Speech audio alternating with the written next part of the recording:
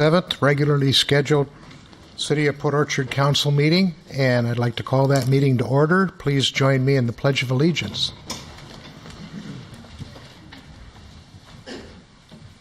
I pledge allegiance to the flag of the United States of America and to the republic for which it stands, one nation, under God, indivisible, with liberty and justice for all.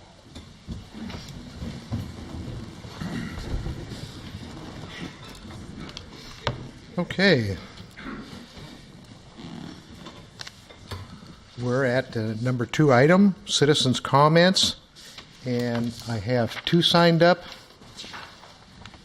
Miss Wilson is the first person to sign in.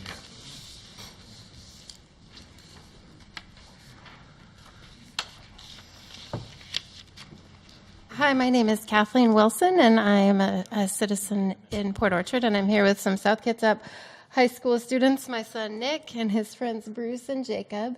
When I mentioned where I was going tonight, they wanted to come with me because they feel as strongly as I do about this topic. We really want the City Council to support the survey for the YMCA, the feasibility survey.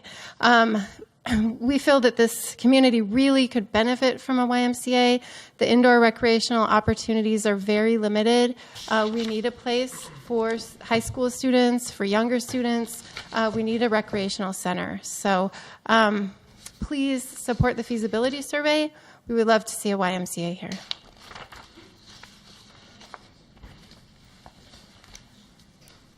Okay, thank you. Miss Miller. I read another line on my phone.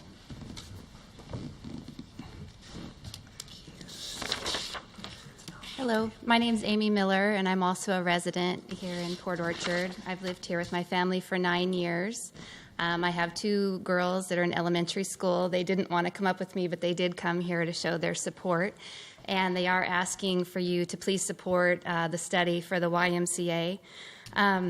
Something that we want to focus on is really building Port Orchard and keeping it strong. And what that means is keeping our families here for their activities, their shopping, things like that. When people travel out of town to the Gig Harbor or the Silverdale Y, they take their money with them. And I know I'm a member of the Y, and I have kind of limited my classes lately just because of work schedule, but when I was attending on a regular basis, I did a lot of shopping just after that because it was convenient. So I think our businesses would see an increase in spending from people that would stay in town instead of taking their money elsewhere. So one other thing I noticed is Port Orchard prides itself on being a well city. You see those signs around town, and we pride ourselves on healthy living and fit families. So YMCA would benefit people young and old, school-age kids, families, also seniors. We don't have a lot of activities for seniors here in town. So our whole community would see a benefit from this, and I ask the council to support it, please. Thank you. Okay, thank you. Okay, anyone else? Please raise your hand to be recognized. All right, seeing none, we'll move on. Consent agenda, or approval of agenda. Council, what's your pleasure? I move to approve the agenda as presented. Second. Okay, we have a motion and a second. Is there any other discussions? None. Although in favor of approving the agenda as published, say aye. Aye. Opposed, nay. The motion carries. We're on item 4, consent agenda. Move to approve the consent agenda as presented. Second it. Okay, we have a motion and a second to approve the consent agenda as presented. Is there any other corrections, changes, additions? Yes. I would like to add to the consent agenda the approval of Mr. Cartwright from this evening's meeting. Second that. Okay, we have a motion and a second to excuse Councilman Cartwright for this evening. Is there any other? No. All those in favor of the amendment say aye. Aye. Opposed, nay. Okay, now we're back to the consent agenda as amended? Anything else? Seeing none, we're going to be asking you to approve the consent agenda as amended. All those in favor say aye. Aye. Opposed, nay. Okay, that motion carries. Okay, we have a presentation, and Mr. Mick Hersey is here and is going to give us a presentation of a really great project that was just completed here a couple of weeks ago. Mick, please tell us about this. Good evening, Mayor, City Council.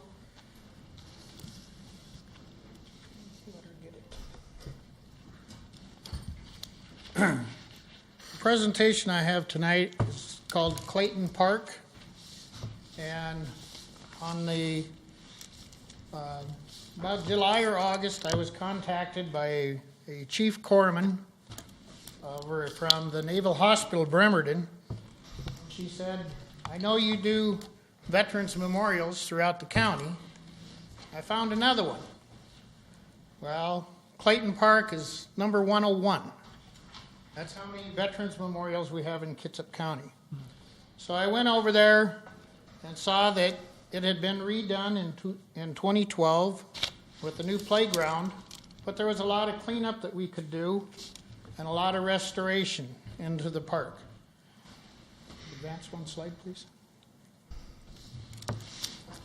This is the way the original sign was when I went over there. Kind of aged. The actual park was originally built in 1972, so it was over 40 years old. So I went in there and said, okay, what can we do as citizens? I put it on Facebook, on the Port Orchard Facebook page. I had all kinds of volunteers all of a sudden come out of the woodwork. Can I help? Can I help? I said, yes, anybody can help. Next slide, please. This is the condition of the park as we found it. The bathroom needed painting. The greenery around the outside was overgrown. Hadn't been probably touched in years. Next slide.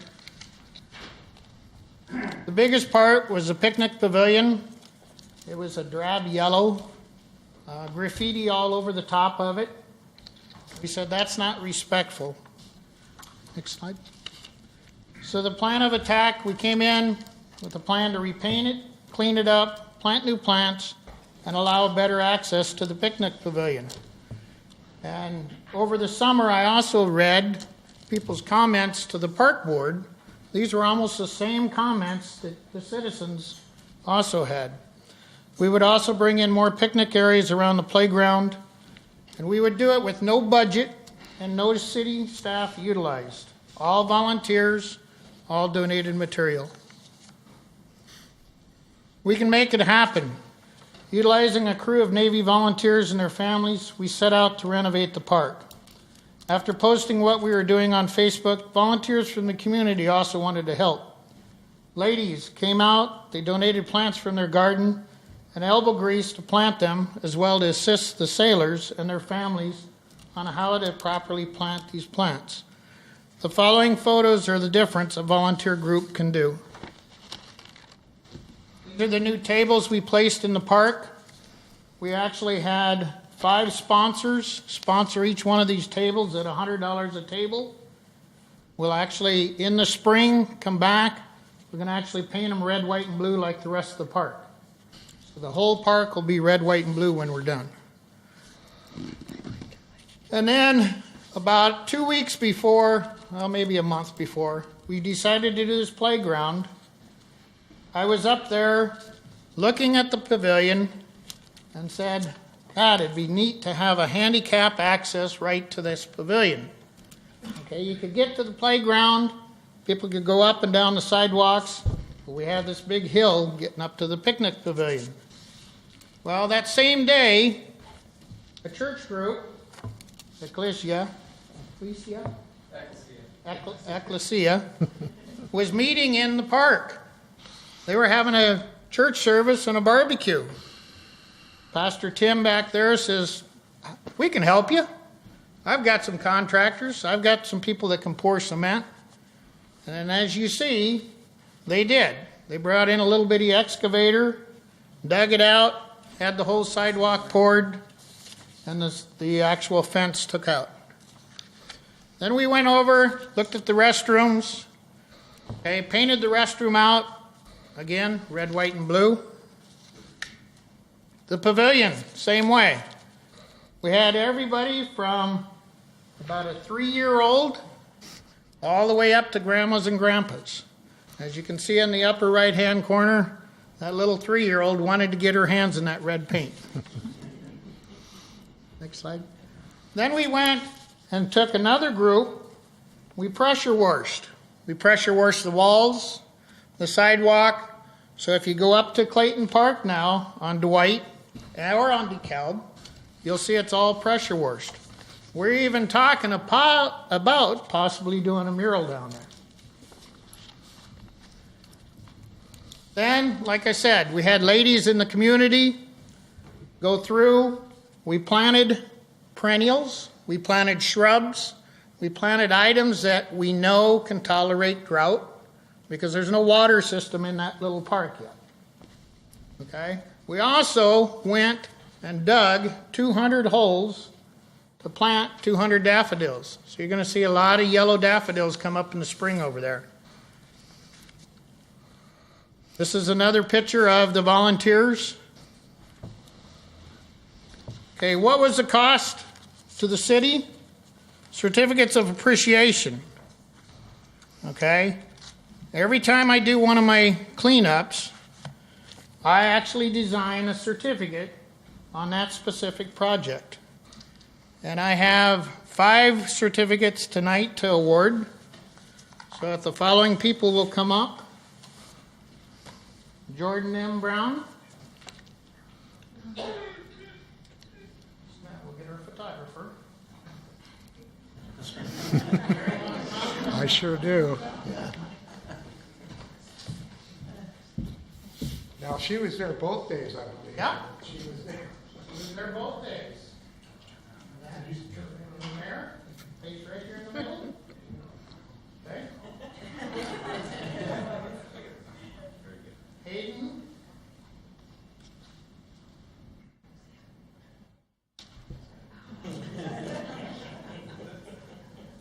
Gene Cartwright. Just do all 3 of them together. No, gotta do them one at a time. I'll give us congratulations. Rick Bell.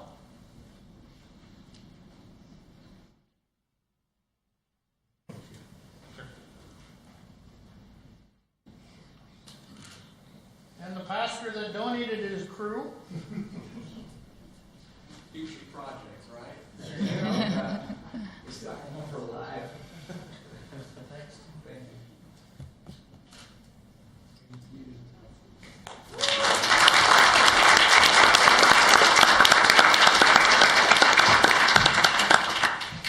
On behalf of all the volunteers, I would like to thank the city for this opportunity to restore this park with honor and dignity.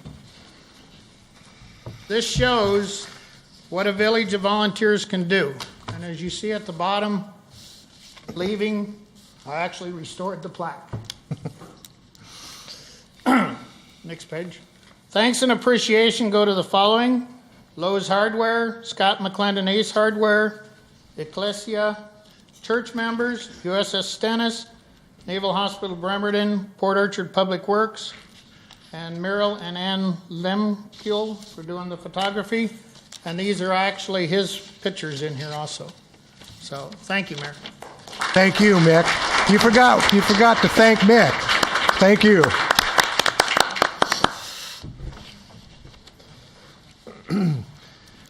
Okay. I don't think we can top that. Let's just adjourn. We do have another presentation, and this one's important. Water sewer rate presentation. Ms. Isaacson, could you come up and do your presentation for us?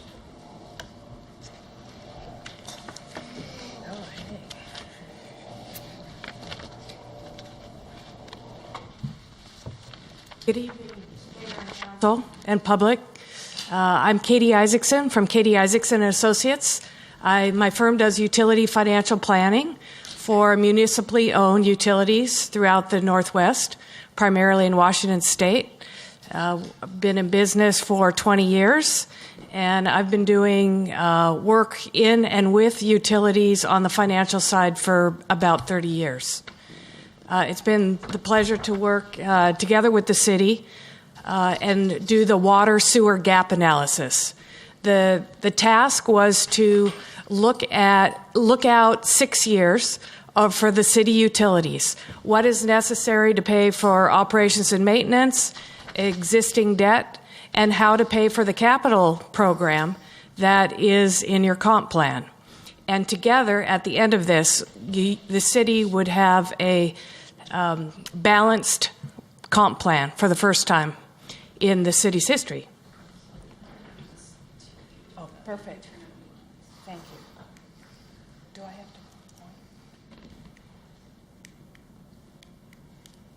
to? There we go. Okay, we get to, play with new toys each time. So the summary, I've been before the council and work sessions a number of times with the Utilities Committee a few more times, and tonight is setting up for the public hearing. So this is the final summary of where we are.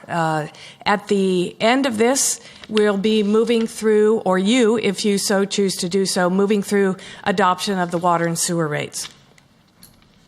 Again, here's a list summarized that it was in May of 2014 when the contract was signed, and we've been working all along. And working with the Utilities Committee, we had 5 meetings. We had 3 presentations with the city and the work sessions, and here we are tonight.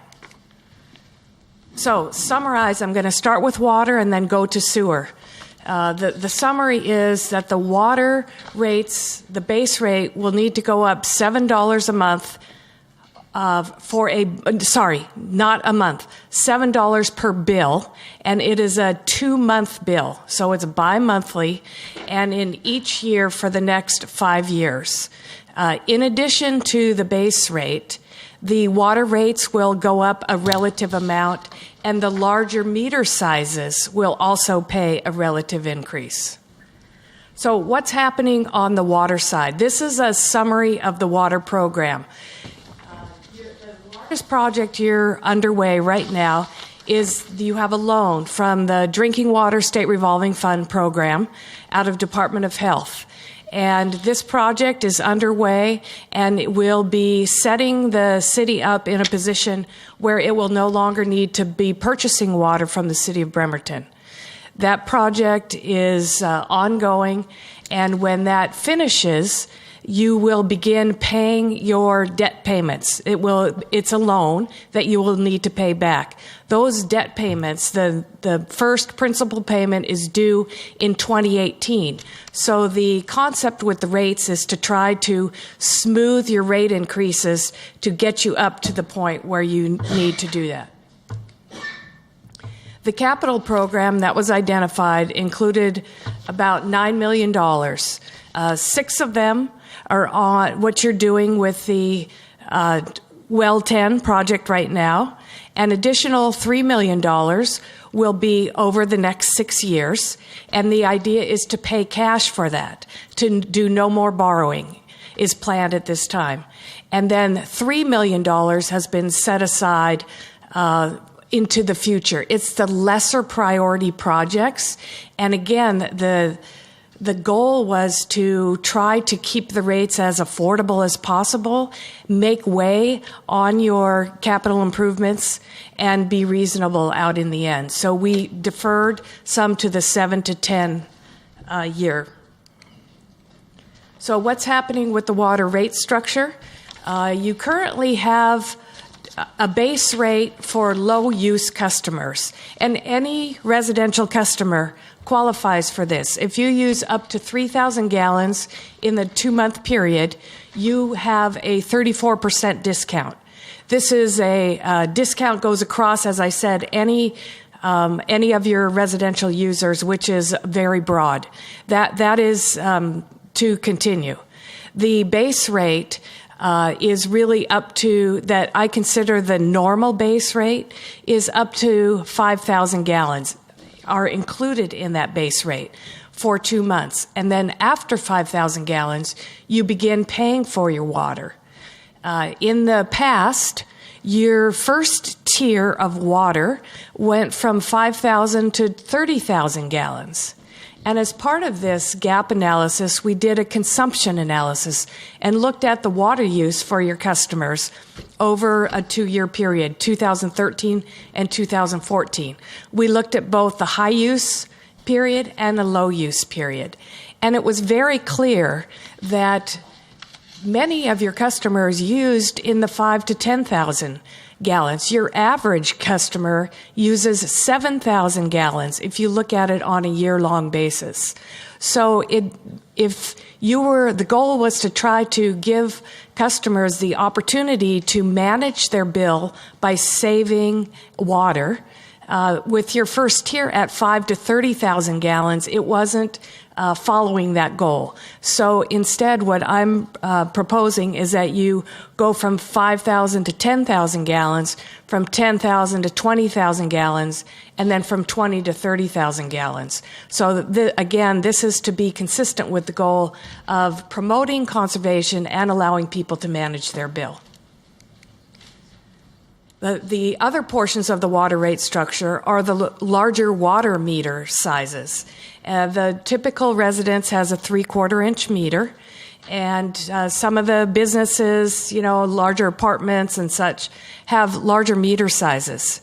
The past rate adjustments only increased the base rate. Everybody increased the same amount of money, and I think it's best to have your larger meter sizes pay more as a shared payment, or shared pain, shall we say, towards your goal in the end. And so the larger meter sizes will be going up by more than $7 in relative to their usage. There's also a meter differential, is what you have here. It's structurally, everybody pays the same base rate, and then you pay the meter differential for the larger meter sizes. The water rates on commercial are the same as residential. Okay, so on the sewer side, the summary is that you have a flat rate for sewer for your residential customers. They pay the same amount every 2 months, regardless. It does not vary with the amount of usage. That's how you pay into the treatment plant. That's how you charge for that. So it makes sense to continue that into the future. Again, when I did the average or tried to smooth your rates over the next 5 years, the increase would be $13 per 2-month bill to get to allow you to fund the capital improvements that were identified. The commercial customers have 20 meter size or 20 categories, and they're all assigned to their category based on their type of use. And they come down to an equivalent residential unit or the equivalent of one residence. So a business that might be assumed to use, say, the equivalent of 2 residences, then they pay 2 times. So the sewer CIP capital improvement program over the next 6 years, the highest priority projects that you have are 4 pump stations that need to be replaced and upgraded. And the Marina pump station is the first one on the list. You have applied for a grant, and there's no news yet on that grant. The application originally we thought was going to be much higher, and through the preliminary process, we're told, no, you have to break that out, and came in with a much lower potential. We haven't heard yet, and it's with a hazard mitigation program that's run by FEMA, the federal, so they're a little busy and kind of shift things depending on their other priorities. So we're waiting to hear that. The assumption is that you will borrow for these other, the remainder of the Marina pump station and the other 3 pump stations in order to carry out that those capital improvements. There's not enough money in your reserves or your savings account to pay for those outright now. In order to borrow, much like you did with Well 10, this would be a low-interest loan to paid over 20 years. Although they are competitive, you would have to compete to get on the list. So the sewer rate structure it's based on the equivalent residential unit. It's a flat rate per residence, and there's 20 classes for the other sewer customers. There is a proposal, is included in your ordinance that you'll be looking at later tonight, is a new Class 21 that has been designed for public markets. So the impact overall on sample customers, at the top I have your low-use customer, and at the bottom it's your average customer. And I separated between water only or water and sewer together. So the water only for the small customer, and I'm having a hard time reading that, is I believe $4.60 will be the increase. $4.60 per 2-month billing period. And for water and sewer together, it will be $17.60. On the average residence, the increase, including water and either base rate and the water usage, would be $7.70 per 2-month period, and water and sewer together would be $20.70. So that's your rates. But in addition, because we are paying for capital improvements, we want to update your capital facilities charges. And these are charges that new development pay when they join the system and connect in. And these should be based on the capital improvements that are in your adopted comp plan. So when you these will come back to you in 2016 based on the comp plans that you adopt. There were other adjustments as long as everyone was looking at the water and sewer codes. Utility billing had some suggestions of some improvements that could be made in the code. Some wording changes where there was questions to make sure that the definition of the sewer classes matched what was in your zoning code, these kinds of things. And they're all included in your in the upcoming ordinance as well. So while it's very important from a utility financial planning perspective that your utility is self-sufficient, your water utility pays for itself and your sewer utility must pay for itself. What that means is you charge rates and you collect any fees, and that stays in the water and the sewer utility independent. Any money that's left over at the end of the year stays within that utility, and it stays in a reserve for future capital improvements. So it is very important to understand that no money travels outside. What you're getting from your water rates and your sewer rates pays for your utility program. So each community has to look at their own program and their own customer base to make sure that they're in balance. And so it's nice to know what your neighbors are charging and how you're compared, but it is important not to set your rates based on what others around do. In 2015, I put these together with the 2015 rates, and it's interesting that Gig Harbor completed a rate study this last year. They had a mid-year adjustment, I believe, and they have another annual adjustment up and through 2020 that's planned. The others, most of them all increased rates for 2015, but I don't see any 2016 rates here. So your proposed 2016 rate is 8 cents higher than the next one, which is a 2015 rate. So over time, they'll go up and down. Others will get higher. On the sewer side, this is the same. Gig Harbor is darker because that's the 2016 rate, and your proposed 2016 rate falls in the middle of the others. So the next steps would be for you to move through adoption of your water and sewer rates. We'll be updating the capital facilities charges, and that will come back to you next year. And then the comp plan updates will be financially constrained for the first time in the city's history. And my ending is always really we're about sustainable utilities and to be stewards of today's facilities so that they're available for future generations. With that, any questions?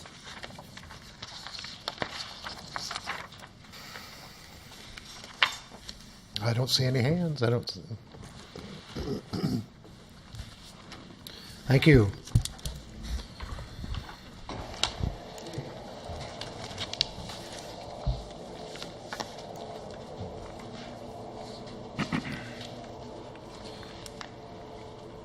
We'll move on to agenda item 6A, first reading, public hearing regarding proposed 2015 water and sanitary sewer rate increase.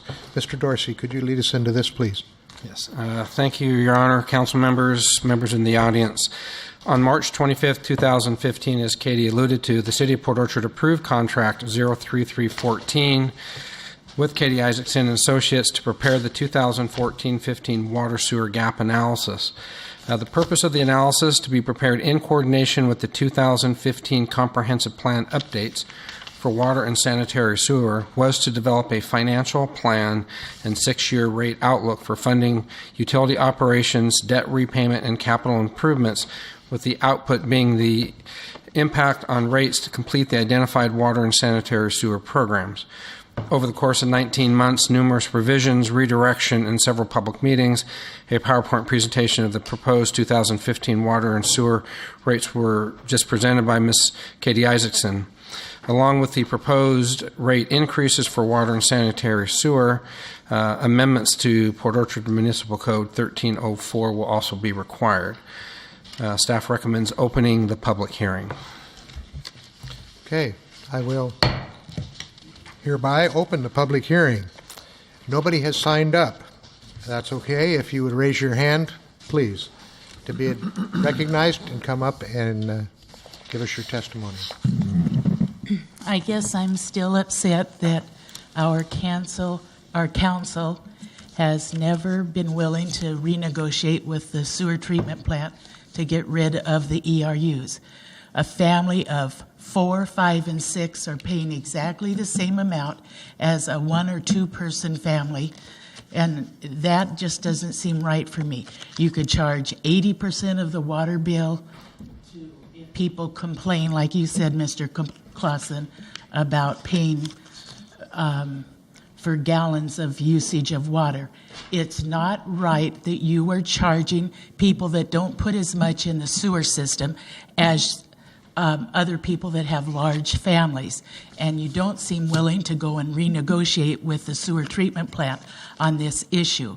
And so you're actually penalizing some of the citizens in this community because of your unwillingness to go and work with the sewer treatment plant. Okay. Anyone else? Please.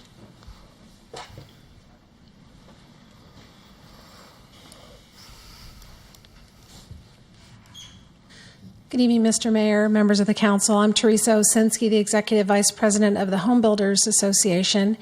I'll be very brief. Looking at your proposed rate increase is quite alarming, and I'm sure there are many people who will be watching this meeting or maybe who are here tonight who are a little bit concerned about what this will do to their monthly pocketbook. And while I realize that your consultant has done a nice job of presenting the deficiencies in your current rate structure, I would encourage you to recognize that such an impact is meaningful and measurable to the people who live paycheck to paycheck. So if there is any way that you might be able to slowly integrate this increase, I would encourage you to look at that. On behalf of our concerns for affordable communities, I just wanted to testify tonight to let you know that such an increase on top of all the other things that the city has done recently and is proposing to do, it's a real concern for affordable housing and affordable living. Thank you.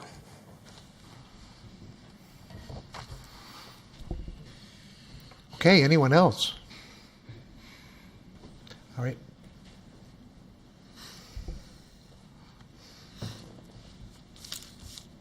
Alyssa Whittleton. I just had a question. I know when I was attending the meetings of the Utility Committee, there was some conversation about reducing the UGA, since the Port Orchard area UGA is one of the largest in the area. And I was wondering if that had been considered and how that would impact the rates. Thank you. Okay. I saw a hand back. Yes, ma'am. Please.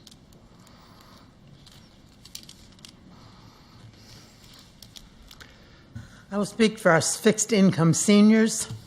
I don't see pay raises coming to us for the next 5 years. But I see these bills skyrocketing every year now. For 5 years, we've got to look forward to those bills going up. Our usage is not going to be changing. You have 2 senior adults in a small house. How much water will we be using over the next 5 years? But our bill is going to go up every year now for 5 years. Increase one of our incomes and it might be a little better. And that's not going to happen. And what allowances are going to be made for the seniors who choose to be in their own home instead of in an assisted living or another facility? It just seems like it's just skyrocketing for a senior to look at that bill increase every year for the next 5 years. Thank you.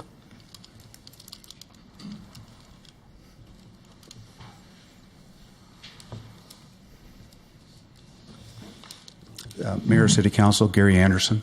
I just wanted to address the comment about the UGAs. Most of the extended UGAs in South Kitsap are served by West Sound Utilities, so that would have no impact, on the rate structure for what the city is dealing with. We don't need to cut back to UGAs in the south end. We need every bit of the UGA that we currently have. And if there's an opportunity for the city to step up and voice their strong opinion to Kitsap County to leave the UGAs where they are in the south end, we need that capacity. We need it for future growth. We need more rooftops in South Kitsap to sustain our commercial cores. And, even addressing a cutback in the UGAs would be devastating to South Kitsap. Just the press alone would have an impact. So I would strongly encourage the City Council to make a strong comment to the Kitsap County Commissioners about their position to keep the UGAs where they are. Thank you.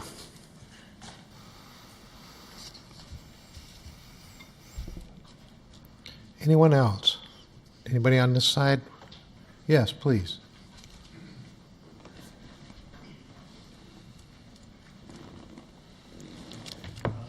One concern I have is that it really seems that we've got basically a 43% overhead rate on our water system.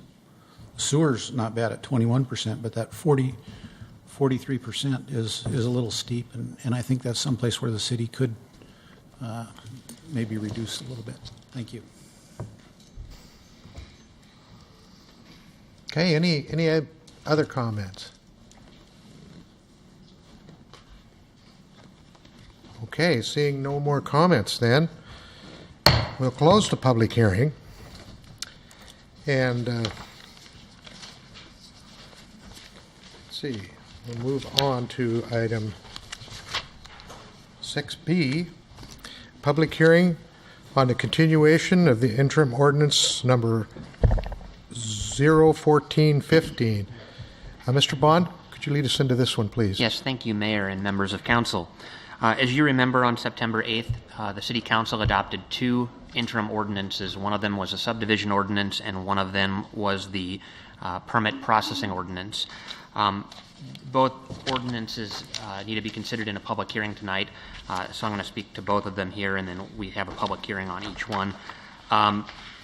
When you adopt an interim ordinance, you're required to conduct a public hearing on that interim ordinance within 60 days of adoption and decide whether or not you're going to keep it in effect for the full 6-month period as specified in both of those ordinances. We have started the review of those ordinances at the Planning Commission, and that is continuing. The public hearing tonight is an opportunity for the public to let the City Council know of any concerns that they have with the adoption of the interim ordinances, and to let you know whether they should stay in effect or potentially be repealed. It's the staff recommendation and the city attorney recommendation that both ordinances continue in their effect for the full 6-month period or until we bring a permanent ordinance forward for consideration. Thank you. Okay.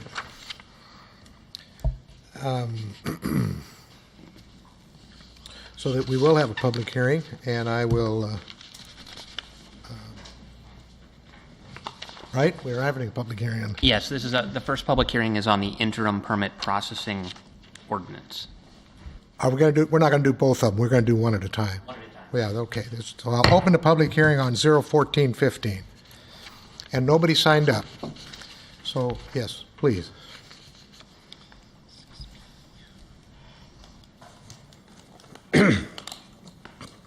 For the record, my name is William M. Palmer. I have prepared comments, which I will highlight.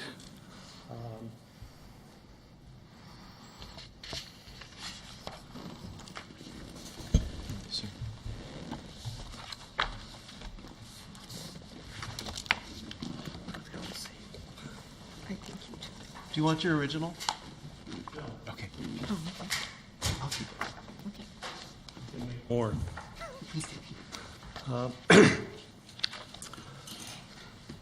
I'm here tonight representing both myself and the Kitsap Alliance of Property Owners. And the comments that I prepared put into question the whole process of, quote, an emergency that prompted the need for these interim ordinances. And my letter addresses both ordinances, so there will be some crossover. Aside from the fact that I have grave concerns about the way the city has conducted business in adopting these ordinances, I found no justification whatsoever for the action the city took back in early September. My second paragraph lists in its contents what would constitute justification for taking this kind of ordinance, or adopting these kind of interim ordinances. And because of the way they came into being, and of course I know that the council was mandated by state law to hold the kind of hearing you're holding tonight, I have to ask whether or not the input of public, whether my input or somebody else that might testify, will have any impact whatsoever. In other words, if you found reason, as I have, that there are flaws in both ordinances, serious flaws, why would the city keep them in effect? I'm also disturbed, and I expressed my point of view to the Planning Commission back in September when the city put those ordinances up for public hearing by the Planning Commission for their recommendation without any prior public review by any of the organizations and agencies I mentioned in my letter, and not by any citizen sitting in this room or ones that might not be here. I consider the process by which these ordinances were enacted by the council to be a dishonest process. Trying to craft regulations like this that meet the needs of the people most affected by them in the city of Port Orchard and those that do business here, trying to craft those regulations is a messy process, no doubt. It's time consuming and it's definitely expensive for all concerned. But if you don't go through that process, then how's the public served by it? by such a crass approach to adopting ordinances. Tell me that. How is it the public served when you don't take time to even listen to them before you adopt an ordinance and you go ahead and you send it to the Planning Commission for their review and couldn't even provide justification to the Planning Commission for why they should take any action on the ordinances at all? Now, I can go on at length, and my letter is lengthy. It's 9 pages. But guess what? It could have been 20 or 30. Because I just highlighted, aside from my disdain for how the city has conducted itself in adopting these ordinances, this is not a perfect ordinance. Neither ordinance is by any stretch of the imagination perfect. I've only highlighted some of the problems. And what disturbs me the most is that to do the job right, you need to involve not just somebody like myself, but there needs to be architects, engineers, surveyors. They all have a vested interest in seeing what the city develops, just like they have in the county. And although it took a lot of years to get the county turned around, they're finally listening to some of the folks in the organizations and professionals that I listed. And it took a lawsuit by Kitsap Alliance of Property Owners to help get some of that stuff turned around. I found, among other things, that the adoption of these ordinances places you in a non-compliant situation with the requirements of GMA for early and continuous citizen participation, for which there's been none. The only thing I can do is recommend that you look at some of the highlights and the problems that I identified in my letter, and by no stretch of the imagination do they even begin to cover all the issues, but they should give you an indication that there are definite problems with these ordinances. And since you couldn't justify to the public the need for an interim ordinance or emergency action, even though the council has that prerogative to take emergency action, you're still obligated to identify what the issues are that prompted such action. And to date, there have been none. When I was testifying before the Planning Commission and they were debating whether to table the matter or just to hold a continued public hearing, I suggested that they wait till at least after this meeting, and perhaps the City Council would take time to identify the findings of fact that led to the emergency action the Council took back in September.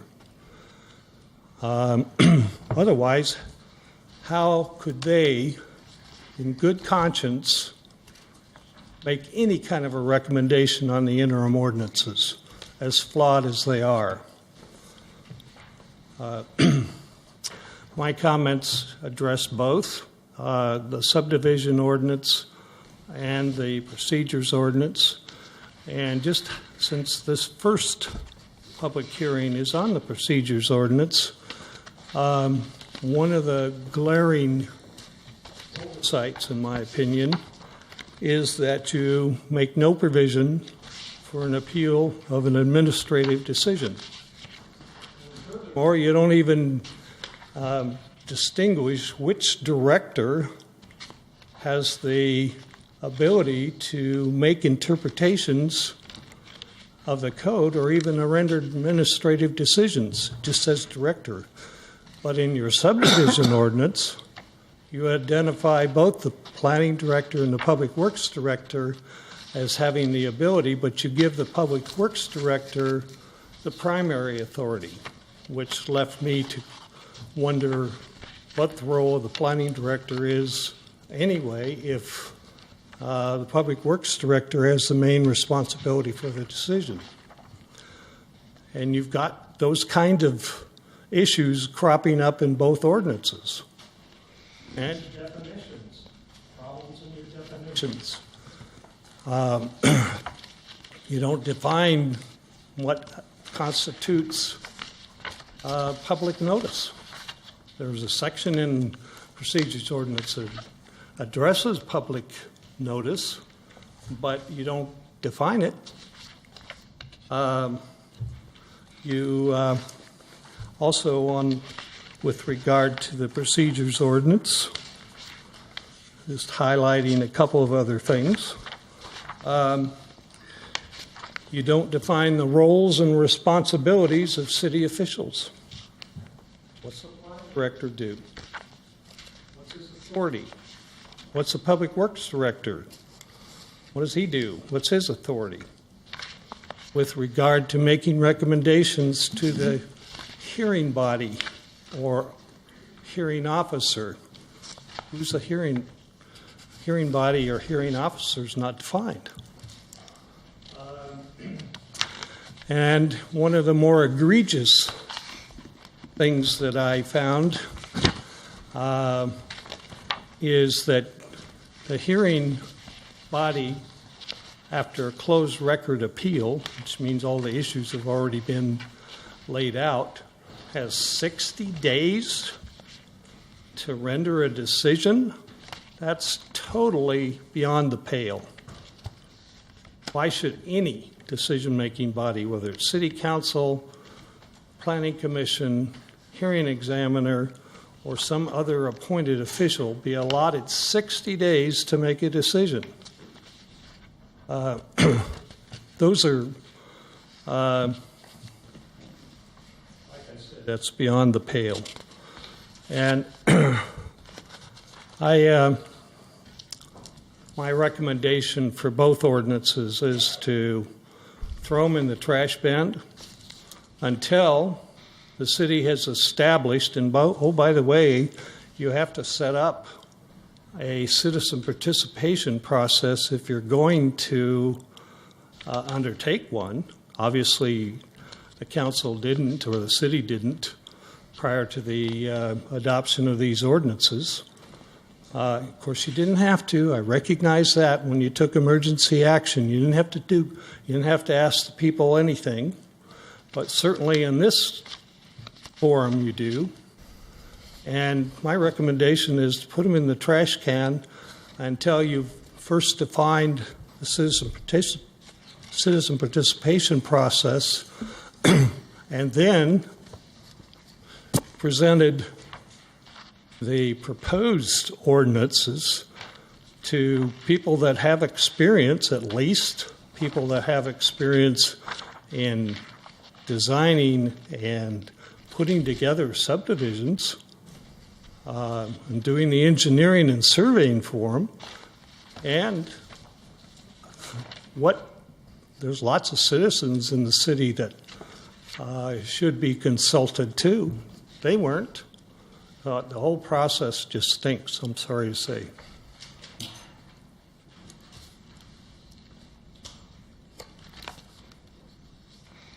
Anyone else?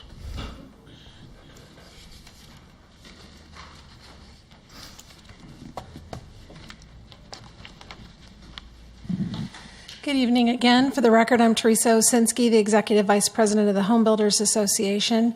Speaking specifically of the ordinance that is on an open public hearing at the moment, I would want to say to you that I think that you have the authority and you should use your authority to disregard this interim ordinance. I've been at this a really long time, and the use of interim ordinances is used very rarely. And typically when a jurisdiction chooses to do so, it's usually not really a secret what the emergency is. I have never, in all my years, seen a situation where, and not one, but two, very technical sections of code have been eradicated and replaced overnight without any consideration of the elements of the community that have to rely on that code. Most people in Port Orchard are never going to read or need to use your permitting code or your land development code. It's there, in part, to make sure that you're meeting the obligations under GMA and that it's consistent with the expectations that the community has said to you in the adoption of your comprehensive plan, and to make sure things are done in an orderly and appropriate fashion. But it's very technical, and only a handful of people will ever actually use and rely on that code. But the very people that need to use it to provide housing and commercial development for this community were not even consulted. But more upsetting to me is that your Planning Commission was directed to hold a public hearing. And I was at that public hearing, hoping to actually find out what was the emergency. I would ask each of you to review the record of that meeting. Your planning director told your Planning Commission that he could not tell them what the emergency was, that he would not tell them what the emergency was, and that the only way they could be informed as to the content differences between the old code and your new code would be if the attorney chose to tell them. And by the way, he added, I'm not sure the city can afford to do that. What is a public hearing when there is no information about the document? That your own Planning Commission was never even respected enough to be informed of exactly what's being changed. I present to you, you have no emergency. Because if you did, it would be identifiable. There is none. This is a violation of the public process and procedures. And every single person in this room who has come before you week after week after week and expressed to you concerns about what goes on in this city and their devotion to this city ought to be outraged and offended that this body has taken this action. And here we are over a month down the road, and there is still not one iota of information provided by your staff as to exactly what the emergency is. You have the authority, and I commend you and urge you to use your authority to throw this interim ordinance out. Thank you. Okay.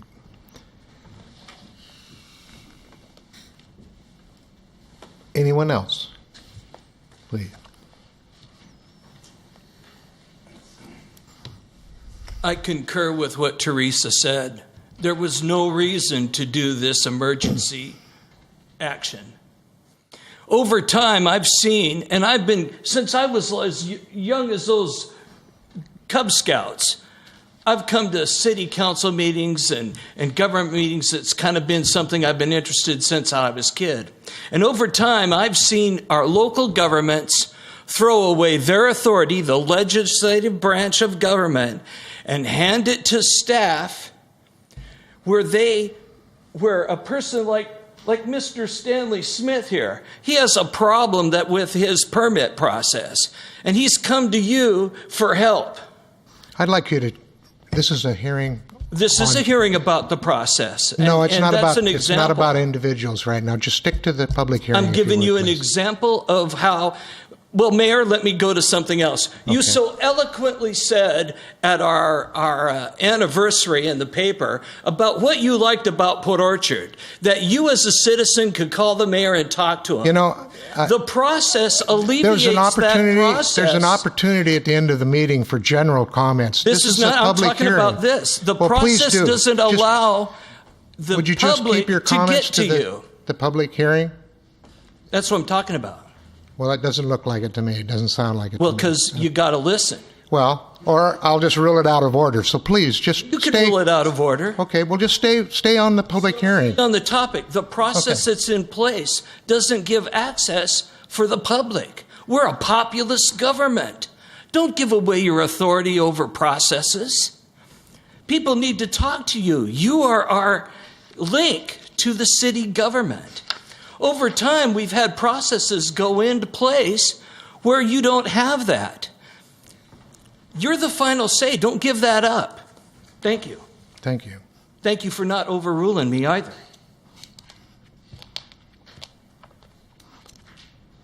Yes, please.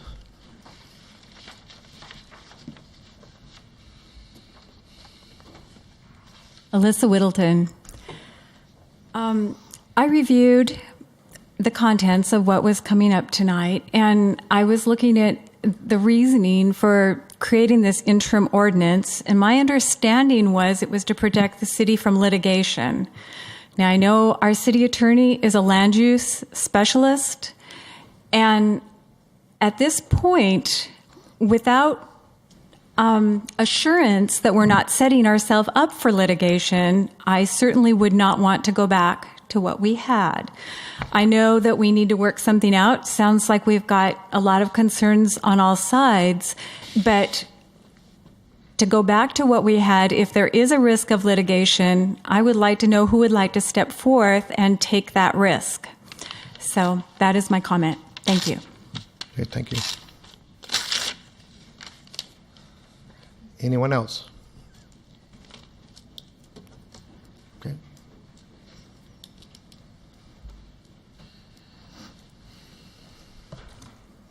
To clarify a little bit,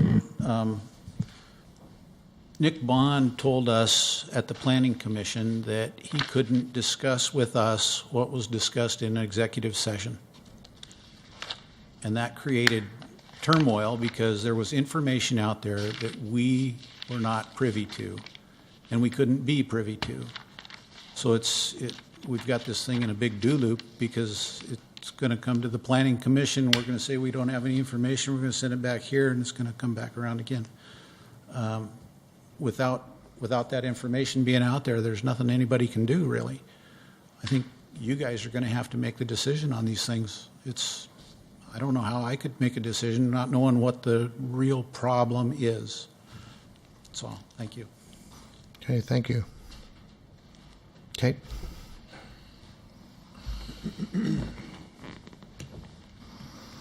Mike Elias and Kitsap Realtors. Just a point of order because people are at home watching the video, and I don't know that the city clerk knows every person coming here, but when you come to speak, please identify yourself. Thank you. Actually, Mike, that's not required. It's not a requirement. Every city and jurisdiction I go to.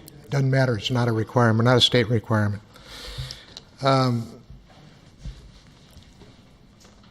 Anyone else?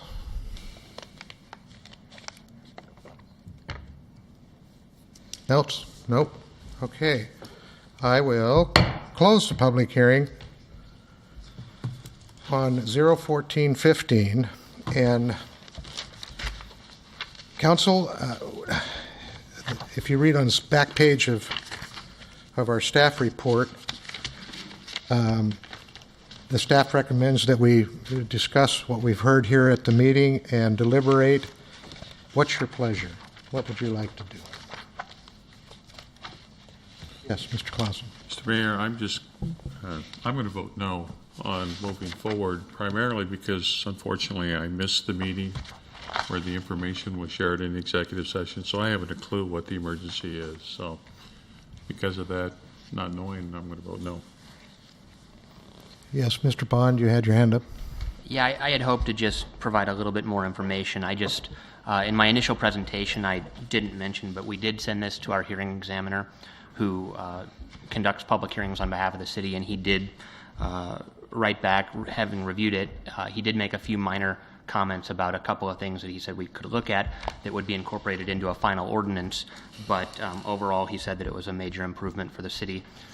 Additionally, I wanted to point out that there are now permits that are pending review that if this goes away and goes back to the old code, the process is going to be disrupted. And likewise, there are permits that have been submitted that are vested to the old code, the old subdivision code, and are in the process of review. And so if we go and change if we go and undo this ordinance now, especially with the pending permits, you're going to potentially disrupt the review of that and create a whole lot in the way of legal questions that we need to answer. And I think the other point is that if the risks need to be discussed, that's certainly an option that's available, I think, if we need to have another executive session to review those. Yes. I'd also like to point out that, unfortunately, I wasn't notified about the Planning Commission hearing on this, although after that Planning Commission hearing, Nick did ask me to go ahead and draft up a comparison of the two ordinances with regard to your existing code for the Planning Commission. And I'm in the middle of doing that, and that will be available for the next Planning Commission hearing. So all that we're asking tonight is that the council just allow the interim ordinance to remain in place.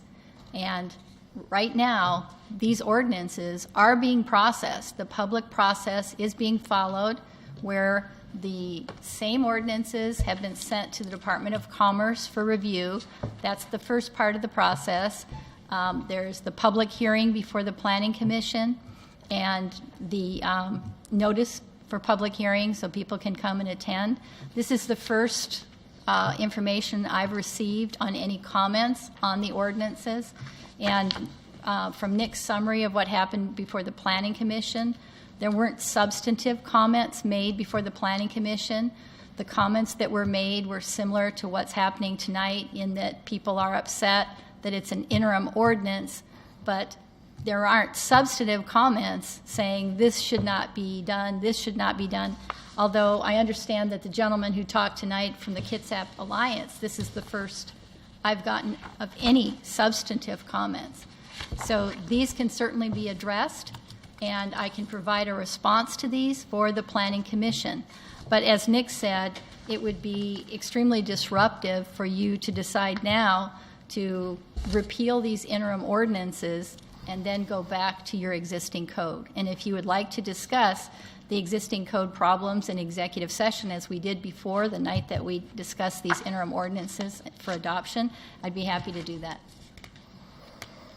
Well, what's your pleasure? Yes, Mr. Patonsi. When is that Planning Commission meeting scheduled?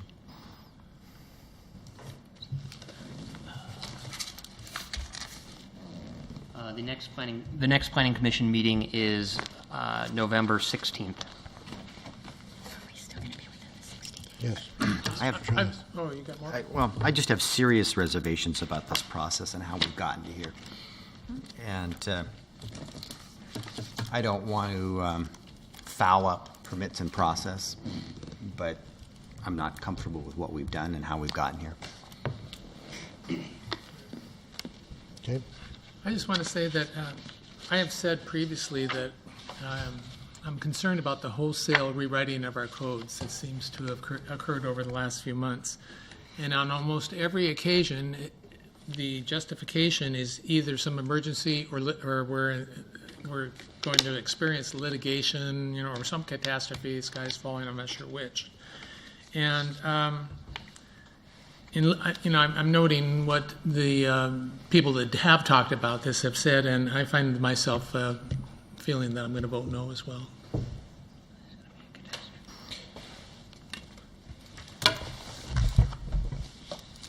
Anyone else? My only comment is that the hearing examiner did write and say, I'm happy to report that we reviewed the ordinance as a major, we view the ordinance as a major improvement and see no serious concerns with its implementation. Overall, the ordinance is very well drafted. And that was our hearing examiner, Ted Hunter, who stated that. So, Mr. Mayor, yes. I also was not in attendance on our council meeting the evening of that executive session. So like Mr. Clausen, I have no idea what the emergency was that brought this forward in this particular fashion.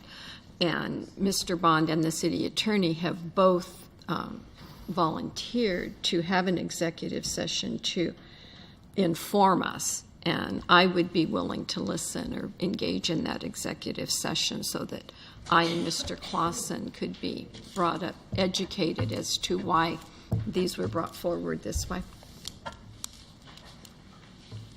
What say the rest of you? Other? How many permits are there in the process right now? How many permits would be affected? I don't have a current count on building permits, which are also subject to permit processing. So, but there are at least 3 or 4 major land use permits that are being reviewed right now, in addition to the building permits, commercial and residential. Does the body want to go into executive session? I see 3. One more? Anybody else agree? Mr. Clausen? Some way I need to hear about it. Okay. I would have hoped I would have heard it by now, but What type of time would...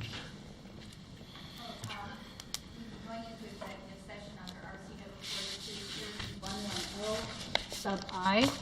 I'm sorry, 1 sub I for potential litigation. And I think probably 15 minutes. Okay, that was 4230, 110, 1 sub I. 110 sub I. And it's potential litigation, and we'll be in executive session for 15 minutes. Could you set the timer for us, please, as soon as we get in the door? have we closed the public hearing portion? I believe we have. I think we did, yeah. We closed the hearing.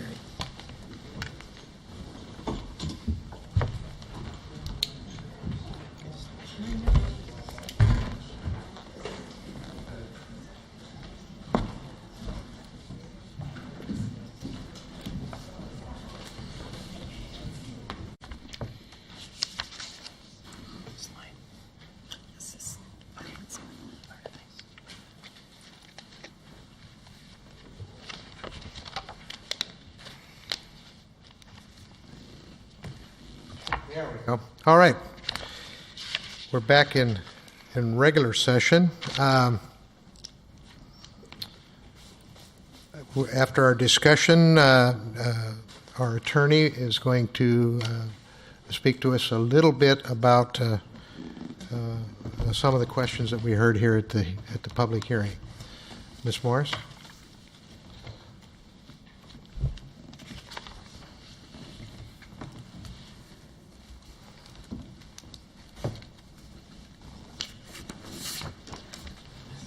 So the council asked me to describe some of the reasons that I felt that the subdivision ordinance and the permit processing ordinance were needed right away, given the defects in the city's existing codes. So I'm just going to go through some of those. With regard to the subdivision ordinance that is currently existing in the code, there's no boundary line adjustment process at all. Boundary line adjustments are a very common procedure. Everybody's code has one. Gig Harbor has one. I'm not sure if Kitsap County has one, but all the small cities, Poulsbo has one, and that's a necessary procedure for a minor lot adjustment. And it's something also that property owners want to have because it's very abbreviated and there's no process in your code for that. There's also no deadlines for final decisions on these applications. For boundary line adjustments, for short plats or preliminary plats, that's very important for developers because they need to know when the city's going to issue a final decision after the city notifies the property owner or developer that the application is complete. If the city doesn't meet those deadlines, the city could end up with a damage claim, and developers watch those deadlines very carefully because it's money to them whether or not the city actually complies with those deadlines. And the city is also required by law to include those deadlines in your code. Another problem with the subdivision code is that preliminary plats are applications that are subject to the vested rights doctrine. And in order for the vested rights doctrine to apply, the preliminary plat procedure has to list the elements of a complete application. Once a developer submits a complete application for a preliminary plat, then the developer is vested to the city's codes in place at that time. Right now, the city's code has no description of what's needed for a complete application. And again, state law requires that the city include in its code all the elements for a complete application for every type of permit. There's no time period for expiration of preliminary plats, and that's something that's required by state law. There's no time period for expiration of final plats. That's a statute that has changed at least 3 times in the last 3 years. So that's something that is not surprising that your code doesn't is inconsistent with state law, but that needed to be updated. There's no procedure in your subdivision code right now for vacations or alterations of plats. Another procedure that's missing from your code is a procedure for binding site plans. And this is a procedure that most developers want to take advantage of because it's an administrative procedure. It is used for commercial property divisions. It's an administrative procedure in that there's no hearing examiner process. And I did a survey, too, to find out which jurisdictions had binding site plan procedures. I believe Kitsap County has one, Paulsbo has one, Gig Harbor has one, and your code didn't have one. With regard to the permit processing ordinance, there were problems with your code with regard to pre-application conferences. There's case law that says that if you require an applicant to attend a pre-application conference, you can't prohibit them from submitting a development application at the same time. And again, this is because a developer should be able to vest under your codes at any point in time as long as they submit a complete application and that application is subject to the vested rights doctrine. Your code did not allow that. And there was a case directly on point that said that that procedure where you say you can't submit an application unless you actually attend a pre-application conference is unconstitutional. Another thing that state law requires is that you have a procedure for administrative interpretations. This is a requirement so that you don't end up making interpretations during the time that you're processing applications and thereby delay the final decision on an application. Your code did not have a procedure at all for administrative interpretations. And that's, in general, the major defects with what we can discuss in open session with regard to the subdivision and permit processing chapter. And that's why I recommended that you adopt these ordinances and have them in place right away. And again, I do recommend that you continue the interim ordinances for at least some period of time while these can be processed through the Planning Commission. Mr. Clausen. Mr. Mayor, in light of this information as well as additional information, I move to continue the effects of the interim zoning ordinance 014-15 in accordance with Section 9 and 10 of the ordinance number 01415 for a period of 60 days. And in addition to that, I request that the city attorney and the planning staff provide a matrix of the changes that will be included or are included in this interim ordinance to be given to the Planning Commission in time for their upcoming public hearing, as well as a letter outlining these specific issues that you shared tonight. I second the motion. All right, let me say that try to make an attempt at the motion is to, now, Mr. Clausen, you included both, and we haven't had a public hearing for C.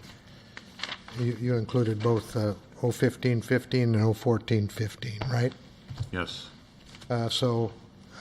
Well, I just read the 14-15 ordinances. That's what the recommended motion was, Section 9 and 10 of Ordinance 14-15. Okay, all right, very good. And then the motion also is to continue this for 60 days and to have a matrix provided to the Planning Commission. And what was the last? In time for their upcoming public hearing, as well as a letter from the attorney outlining these specific issues. Okay, time for the upcoming. Okay, everybody clear? Yes, Mr. Tansu.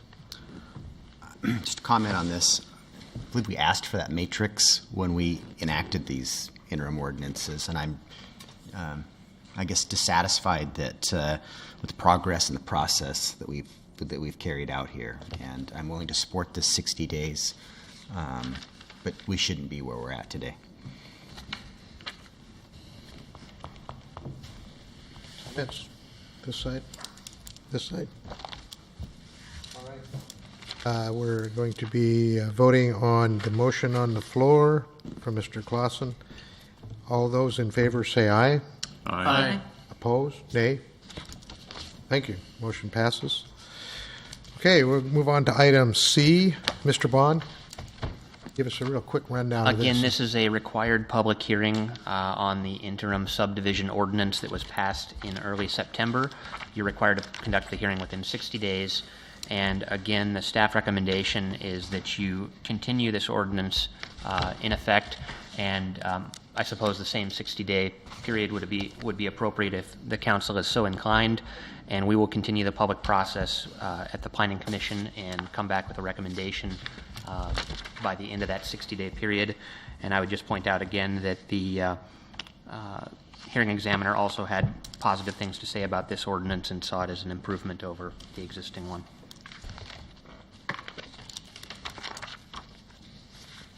Okay. I'll hereby open the public hearing. Yes, please.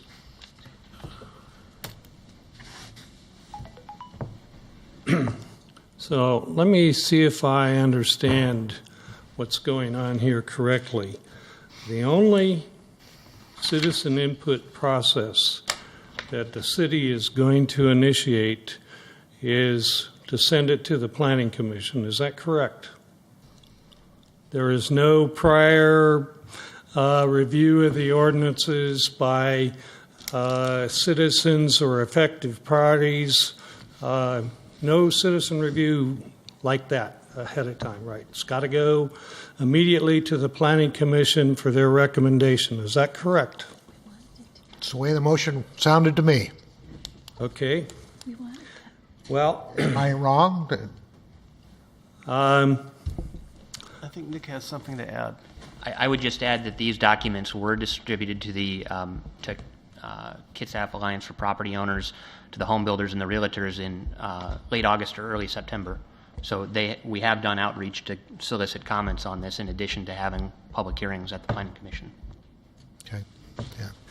You know, my commentary on that is that I spent a lot of my time on the County Planning Commission subdivision ordinance, and they thought, the county staff and prosecutors and I assume Board of County Commissioners thought that process to just send it through the Planning Commission for their review was going to be sufficient.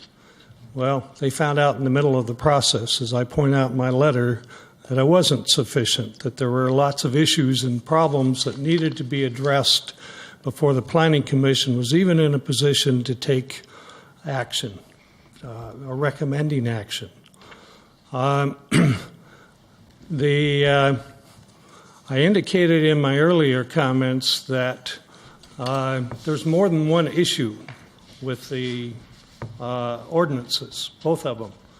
But I'm just going to highlight one of the problems you've got with your subdivision ordinance, your interim subdivision ordinance. The city attorney referenced binding site plans. That's very interesting.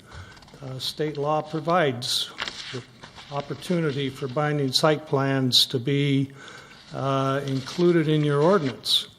Only problem is the way they're defined in the interim ordinance doesn't comport with what state law says it is. What you have as a binding site plan definition is really a contract. But you can only exercise the contract if you've already received some sort of prior approval by the city in a land use decision-making process, be it a subdivision, short plat, or conditional use permit. Okay, read it carefully. It does not comport with the section of the RCW that I cited in my letter. Okay, that's just one of several issues. You don't define the difference between a preliminary and a final plat. You define preliminary plats, but you don't define final plats. So how can you did go back and adjust your ordinance to comport with state law relative to binding site plans? You don't have a definition of preliminary binding site plan versus final. And in my experience, I actually was involved in the first binding site plan approval that Kitsap County did after this law went into effect in 1987. Prior to 1987, there was no such thing as a binding site plan. And what I know about the process is that there did indeed have to be a prior land use approval, but the subdivision that followed, which is in fact what a binding site plan is, and it's only applicable to commercial and industrial property, that subdivision is much like a short plat. In fact, you have that option whenever you're dealing with a piece of commercial or industrial property. You've got a statement in your definition of consistency, which says the wording stipulates that no feature of a plan or regulation can be judged consistent with another provision of a plan or adjustment unless it's entirely consistent. Well, tell me what zoning, subdivision, critical areas ordinance, building permit that doesn't have some issue that you could never comply with. So how can you have words like that in there without in recognition of the flaws that exist in ordinances? Just open space. Pick another one. I happen to like your definition of open space, but if you go and check your zoning ordinance and I give you the section, you'll find that it's not exactly consistent with that provision of the zoning ordinance. Time frames. Just highlight that. Other than taking the city to court, if you don't meet your time frames, and there's very few instances in my some 44 years of experience where people take a city or county to court over a missed time frame, there's no penalty for missing time frames unless I take you to court. So, yeah, it's nice. You may be even required to have time frames in your ordinance, but they're sort of like that Mary Poppins description of cookies. They're easily broken and not followed religiously by any jurisdiction in my experience. I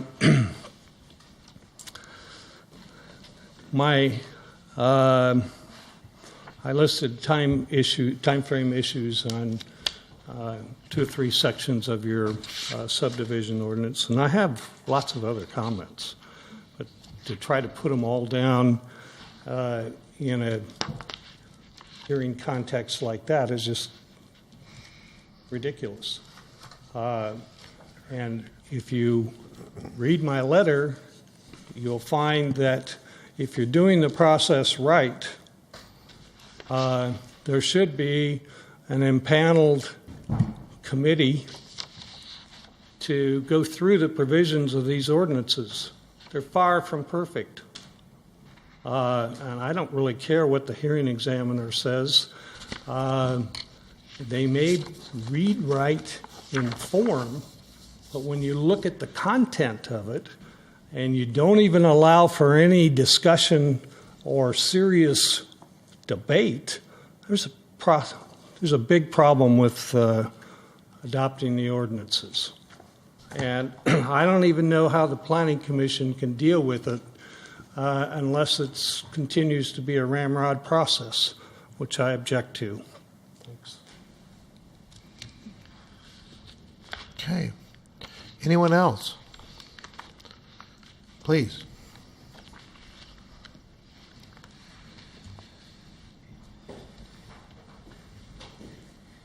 Thank you for the opportunity to speak on this second public hearing of the evening. Appreciated that you had your attorney identify some of the reasons that you've had these ordinances before you tonight. With specific regard to the development codes, nothing that I heard your attorney reference had anything to do with an emergency. If you had a genuine emergency, if there was really a threat of some imminent and expensive and damaging litigation, the sincere and honest approach would have been to address that issue. Failure to have a boundary line adjustment reference in your code is not an emergency. And while she may be able to cite other communities that have them, I could stand here and cite lots of communities that don't. Boundary line adjustments go on all the time. And in fact, when you put it in your code and you create a process, you actually can be exacerbating and extending a disagreement between shared property lines. The ability for property owners to resolve their disputes quickly and without going through a process in your code that requires a whole filing and all this review, which staff, you don't have time to do this review of, can really cause an escalation of problems between neighbors. You have law enforcement in the room tonight. They might be able to speak to instances where neighbors have actually gotten into quite heated and potentially deadly disputes over boundary lines. Fences, shrubs, RVs, whatever you might want to call the problem. So there's no emergency. You don't need to have it, and failing to have it does not constitute an emergency. The fact that you don't have some of the statutory required timelines in your code, not an emergency. There's state code that sets those forth. And those codes exist whether you have them in your local code or not. But I would agree with Bill. It's extremely rare for a permit applicant to sue a jurisdiction on a failure to meet a statutory deadline.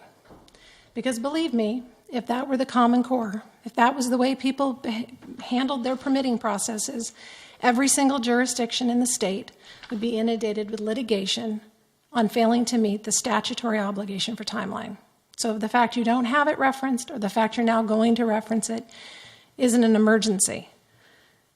Now, she did allude to the fact that there was something you discussed that she didn't talk about here publicly.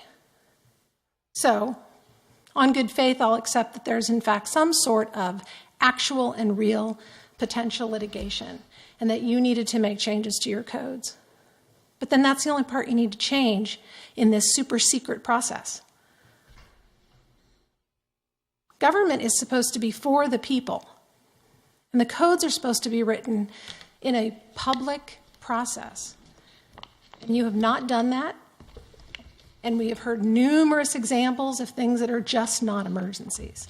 And to just be clear on the record, I have never heard, ever, an interim ordinance used because it's going to help and protect the development community. That's amazing. Never heard it. Tonight's a first.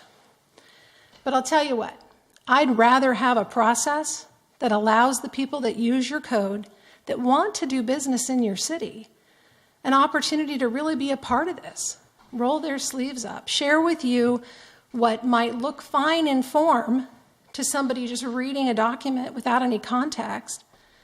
But when you really start looking at the words and what does it mean, can share with you how to make it right, how to make it effective, how to actually encourage the very development that you want done in a proper process.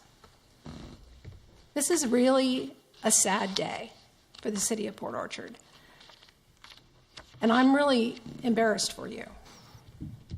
The fact that your staff has brought forward these ordinances unvetted, not reviewed, without any regard or respect for the people that need to do business in your city is really a shame. So I think the writing's on the wall. I think we understand what you're probably going to do at the end of this hearing.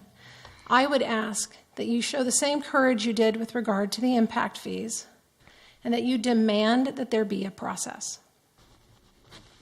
Your staff has received what they want, which is to shove this thing through with no sunshine, with no review, turning back the clock of public process to, I don't know, somewhere in the 70s. But you don't have to stand for it. You can go ahead and do what you did with the last ordinance, but you can also demand there be a process, that there really be a review. I think good things happened with your impact fee process. It's not resolved yet, but you've made some, as a collective body, you were able to really participate in that and think about what did you want included in your transportation plan?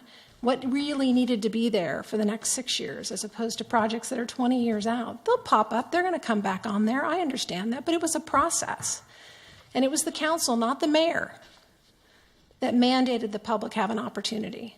And when I say public, I'm not just talking about my organization. But again, as typical, I'm up here speaking not just for the members of my organization, but also for all the other people in this community that don't know why they should care about this. So bring all the people. If everybody wants a part of this, then let's do it. Let's all roll our sleeves up and read it and talk about it and understand it. You can do that. You have the authority to do that. And I would ask that you consider that. Thank you. Okay. Please.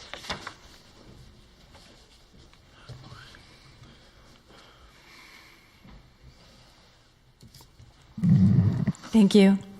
I would just like to offer up that we do not are privy to the information that you all shared in executive session. I do want to commend our city attorney for finding the gaps and the fact that the hearing examiner has supported restructuring this. I appreciate that Mr. Palmer has presented a letter for you guys, but it's my understanding that this is the first information that's come through. And I know Mr. Eliason and Teresa Ozinski were both presented the interim ordinances earlier because it's been referred to in council meetings twice.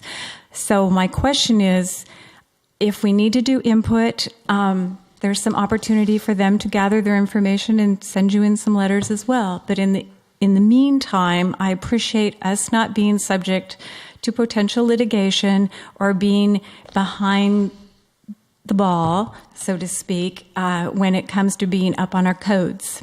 So that's how I feel about it. Thank you. Anyone on this side? Anyone over on this side? Okay.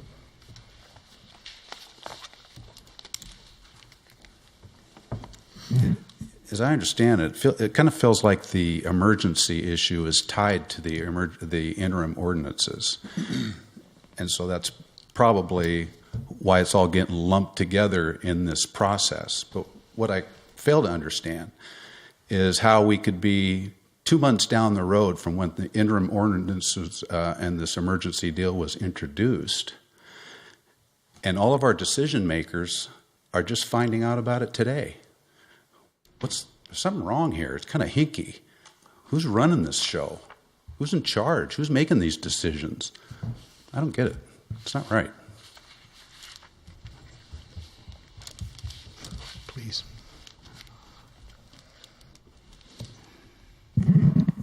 I just wanted to kind of counter that a little bit. I don't think the majority of you were in not knowing. You had an executive session before, and you were presented with some of this information. So a majority of the council was not in the not knowing part of this. There were 2 people missing at that point in time. So I just wanted to counter that so it's at least on the video. Thank you.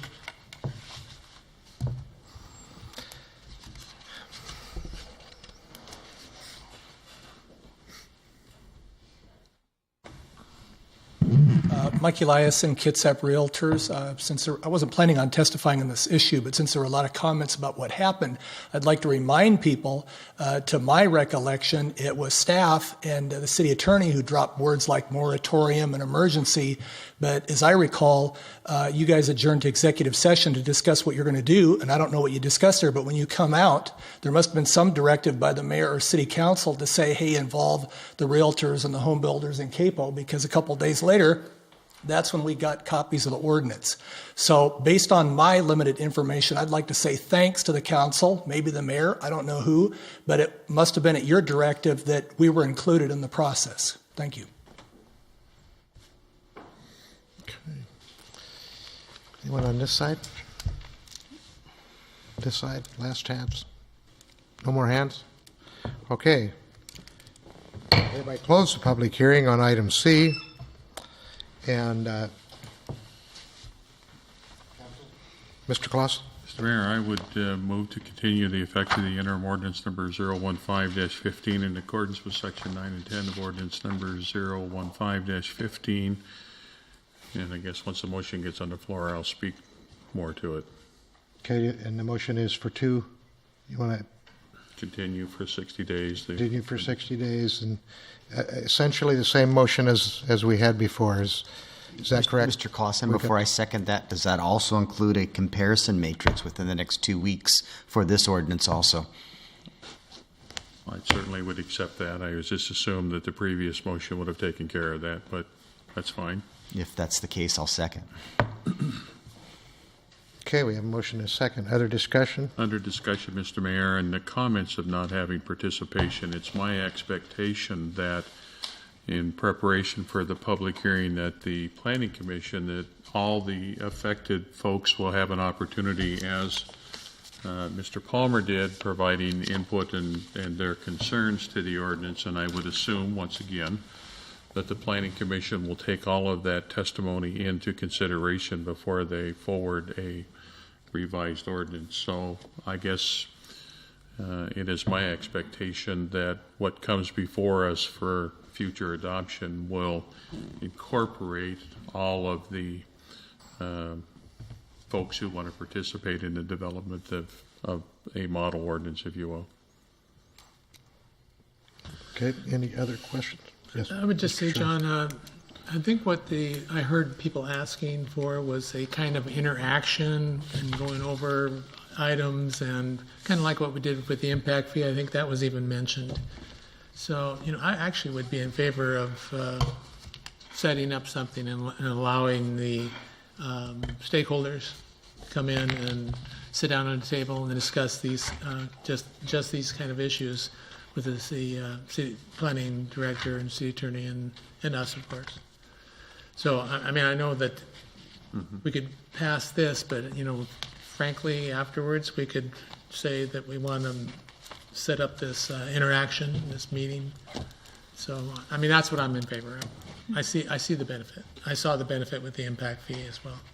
Right. My only, and I appreciate very much what you're saying, Jerry, but my only concern is that there apparently is already a scheduled public hearing for the Planning Commission. So, I mean, again, I'm assuming that if the document that comes out of that planning hearing, when it comes back to this body, they will once again have an opportunity to share their specifics, as Mr. Palmer did tonight, that was not captured in whatever the ordinance is. And hopefully we'll get those input long before our meeting.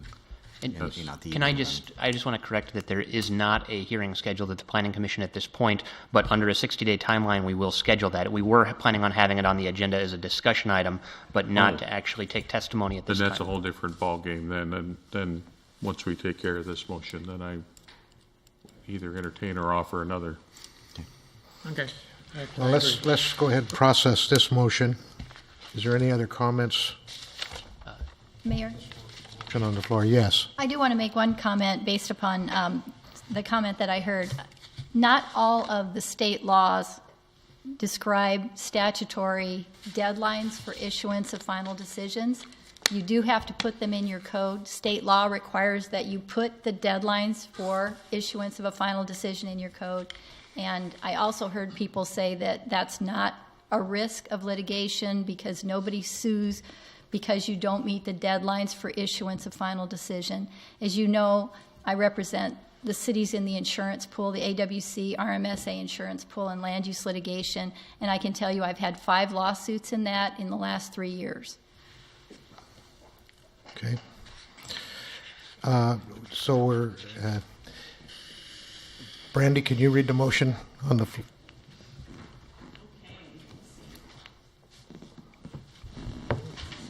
Last one.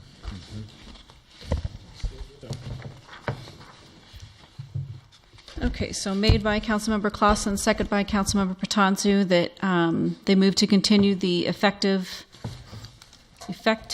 interim ordinance number 15-15 in accordance with section 9 and 10 of ordinance number 15-15 for 60 days regarding, let's see, to review for 60 days. The interim ordinance will be in effect for 60 days, and it will be provided to the planning department a matrix of the changes of those ordinances to be given to the planning commission in time for their public hearing, and that the specifics outlined by the city attorney addressed tonight will be in writing and provided to the planning commission and the council. Okay. You have something to say? Yes. I would actually like to thank Mr. Palmer for taking the time to read the ordinance and creating this detailed 9-page letter.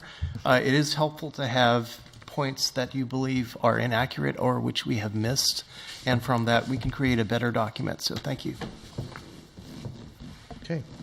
Yes. My comment is simply that the motion, as the city clerk read it, said that the matrix would be provided before the next public hearing by the Planning Commission. And as I heard, what I heard Mr. Bond say is that that public hearing has not been scheduled yet. So I thought the other motion that we made said that we wanted that matrix within 2 weeks. Correct. I believe it did. So with permission of the second, I would modify my motion to change that time frame to 2 weeks. Okay. Absolutely. Okay. That was the intent.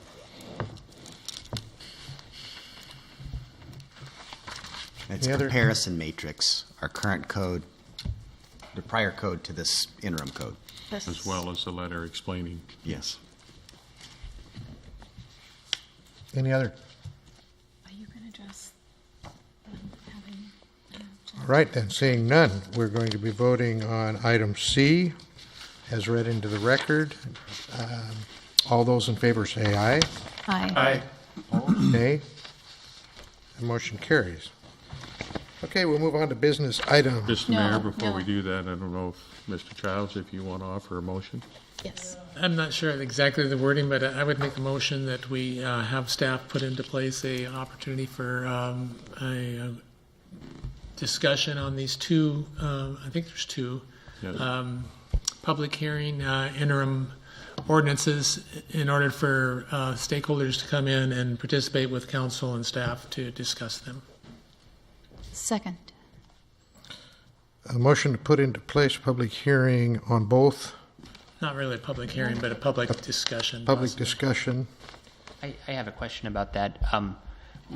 I suppose that would need to happen prior to this going to the Planning Commission for a public hearing. Yes. Yet the interim ordinances have been extended for 60 days, and so we're working on somewhat of a short timeline. So I think we would need to discuss the timing of a meeting like that fairly soon and figure out who would be Next work involved. study. Go ahead, John. Well, I would assume that if we're not able to meet that 60-day time frame, that you would bring that back to us in time for extending it an additional 30 days or whatever's needed. Okay, and are you envisioning a special meeting in addition to work study? Because the next work study, I believe, will be a budget work study meeting, and so I don't know that there's a work study agenda available. It may have to be a special meeting. Well, I wanted to ask that of the motion maker, if it's your expectation to go to a work study or to a council committee or whoever wants to participate in a meeting. Well, I think the whole council should be there, not just a committee, but Then it could be work study, but we only have one a month. That's the problem. So then we'll do a special meeting. Yeah, special meeting's fine with me.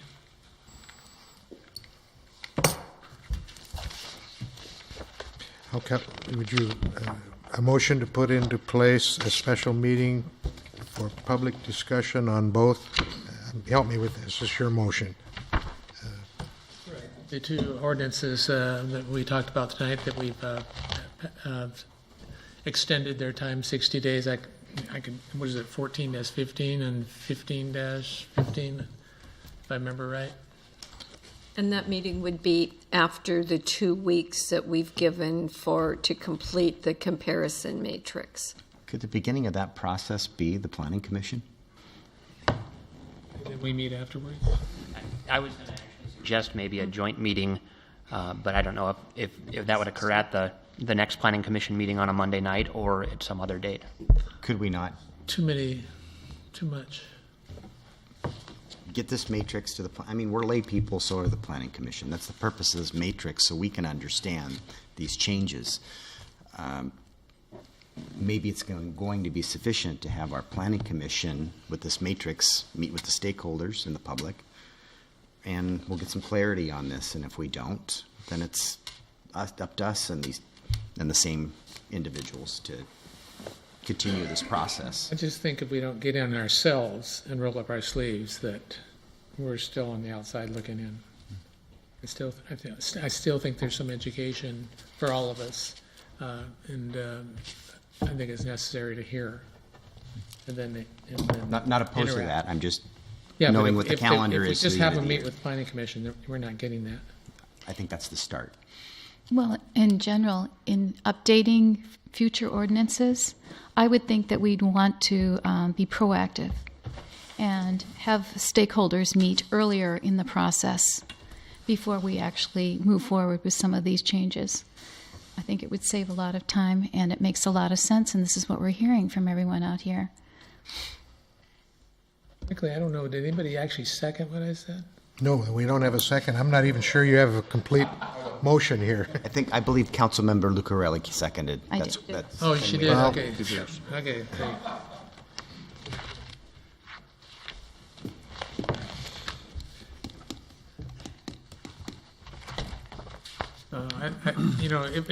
If just one more time, if we pass this, are we expecting the staff to use if they have to have the Planning Commission thing first, as long as the council, get together at a special meeting, either before or after that Planning Commission hears it, and interact with the stakeholders? You guys, is that what we're thinking? Well, correct me if I'm wrong, but what the Planning Commission is going to have on their agenda is just a briefing, an update. Yeah. They won't really have a public hearing on a proposed ordinance scheduled. Why not? Presumably until after we've collectively met. Meet first, and Planning Commissions can then take up action. Yeah. Okay, live with that, Rob. I'm fuzzy at best here. I'm confused. Clerk Reinerson, do you have? Oh, boy. So what is you're the motion maker, Mr. Childs. You don't want me to say that again, do you? Mm-hmm. Yeah, I do. Well, I make a motion that we set up a special meeting and that we invite the stakeholders to come in and interact with the council and discuss these two potential interim ordinances, 14-15 and 15-15, and then at some point that information will be sent on to the, well, I don't have to say it where it's going after that, but that we do that. Okay, staff, do we have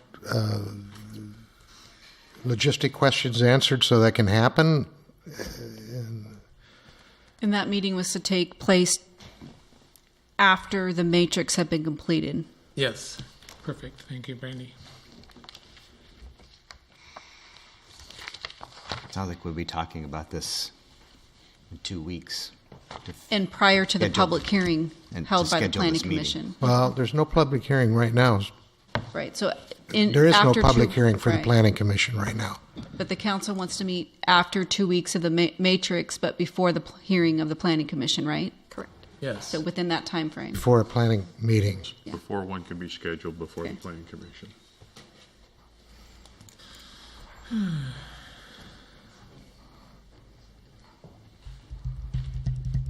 Any other?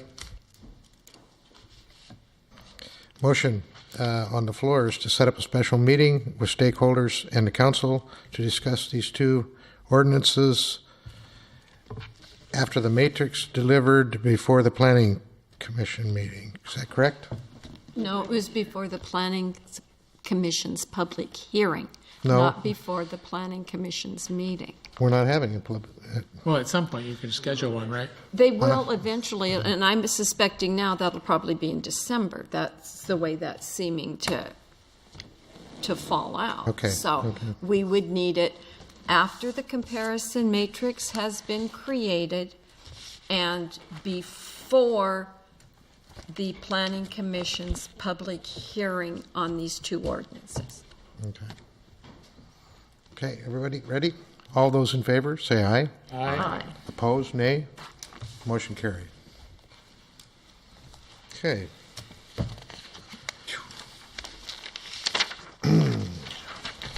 Okay, let's move on to business item 7A, and adoption of ordinance. You know, it's a quarter after. Does anybody need a restroom, a 5 or 10 minute break? Everybody okay? Move on ahead? You know, actually, I've got a migraine and I think I'm going to have to check out, so I'm going to check out early with you guys. Hope you understand what my vision's bad and I feel terrible. Okay. All right. Second reading and adoption of ordinance amending the 2015 budget. Clerk Reinerson, could you lead us into this, please? Actions involving amendments to the budget take 2 readings. This is the second reading of an ordinance amending ordinance number 20-14, which was adopting the 2015 budget. The public may comment on this amendment following its presentation. So the city budget is written to capture revenue and expenses over the fiscal year. During the year, changes to the budget in both revenue and expenditures need to be recognized by budget amendment. This budget amendment ordinance recognizes the need to expend funds in 2015 to complete the purchase of property located at 640 Bay Street, Port Orchard, Washington. Last year, the city entered into a sales and purchase agreement and amended the 2014 budget with the intent of completing the purchase prior to the end of the year. However, conditions beyond the control of the city, preventing closing prior to the budget authority lapsing on December 31st, 2014. This ordinance authorizes the property purchase expenditure in 2015. The budget amendment ordinance reflects the following: that $145,000 from the Real Estate Excise Fund number 109 to Capital Construction Fund number 302 to purchase property located at the 640 Bay Street, Port Orchard, Washington. And it's my understanding that the Council Finance Committee recommends moving an ordinance amending the 2015 budget forward. Oh, actually, I'll take that back. It's my understanding that the Council Finance Committee recommends adopting of this ordinance. Mr. Mayor? Yes, Mr. Clausen. I move to adopt an ordinance amending the 2015 budget for the city of Port Orchard. A second. Motion is second. Open the floor for discussion or comments. Okay, seeing none. All those in favor, say aye. Aye. Opposed, nay. Motion carries. Thank you. Okay, adoption of an ordinance amending the maximum penalty for gross misdemeanors to be consistent with state law. Ms. Hunt. Good evening. Welcome. Washington State Legislature changed the language of RCW 9A.20.021, which provides the penalties for gross misdemeanors. The state amended the maximum imprisonment term for gross misdemeanors from up to 1 year, i.e. 365 days, to up to 364 days to cure an inequity in the deportation consequences to a person who is convicted of a gross misdemeanor. The Port Orchard Municipal Code is not consistent with state law. The Port Orchard Code's language for the penalties for gross misdemeanors allow for imprisonment not to exceed 1 year, i.e. up to 365 days, but not more than 365 days. The court is requesting the city's code be amended to be consistent with state law, to allow charging documents and sentencing documents to be consistent with state law. The requested change, as identified in the attached ordinance, would include replacing the language not to exceed 1 year with for a maximum term fixed by the court of up to 364 days. Okay, thank you. Yes, Mr. Chang. I move to adopt an ordinance amending the maximum penalty for gross misdemeanors to be consistent with state law. Second. Okay, we have a motion and a second. Discussion and questions.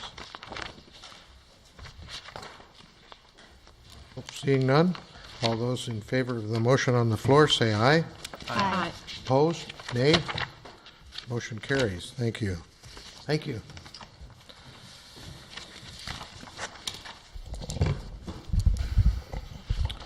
Business item 7C, approval of public event application, trunk or treat.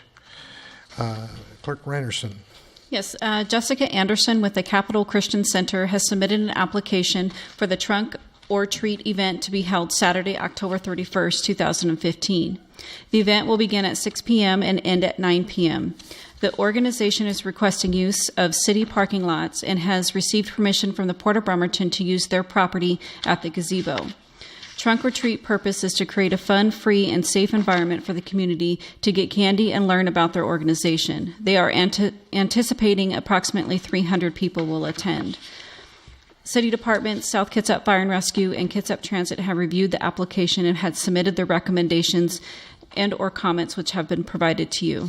And it's my understanding that there was some clarification needed as to the application that was submitted and the publication that was being handed around, probably social media. So it's my understanding that they are holding the event just the first 3 rows downtown where they had named it as the farmer's market lot. So they're just going to be using the first 3 rows closest to the gazebo. And it's my understanding that they have indicated that they were using the Mary Ann Huntington Park, and I believe they're just going to be using the gazebo area. And they have coordinated the facilities of the gazebo and the restrooms with the port.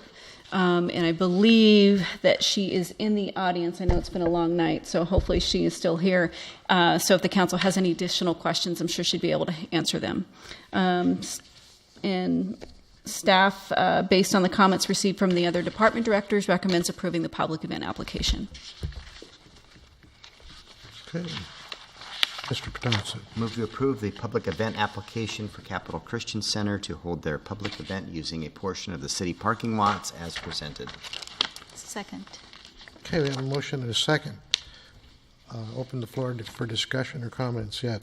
I just have a question of Mr. Dorsey, and are you, you had expressed concerns, and this is a continued concern of yours, regarding, since it is paid parking, of the potential of needing to tow vehicles. Are you satisfied with the arrangements with the applicant?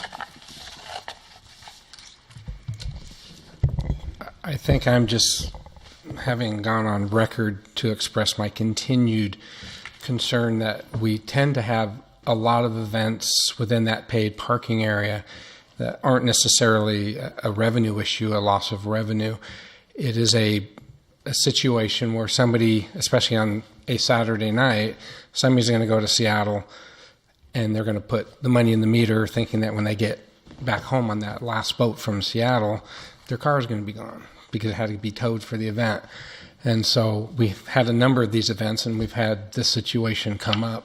And so I think it isn't a matter if it's within my satisfaction. It's just I'm going on record as saying this kind of continues, and we always have parking issues where somebody paid and their car's gone. So there's no real solution. I'm just going on record. If someone gets their car towed, I can say I told you so. Okay.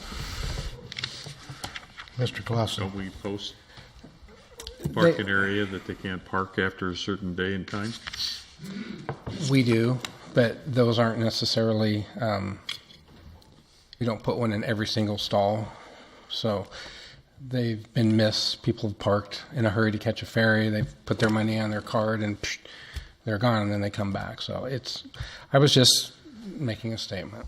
Mark, when a car is towed, who has to pay for it? Is it the city, the owner of the port, or vehicle owner? Okay. pays the impound fee and the towing, and it's about $300 or $400 for a 24-hour period. So, yeah, it's. I guess I have a question for the applicant, which is, are you setting up in the parking lot, or is the activity going to be at the gazebo?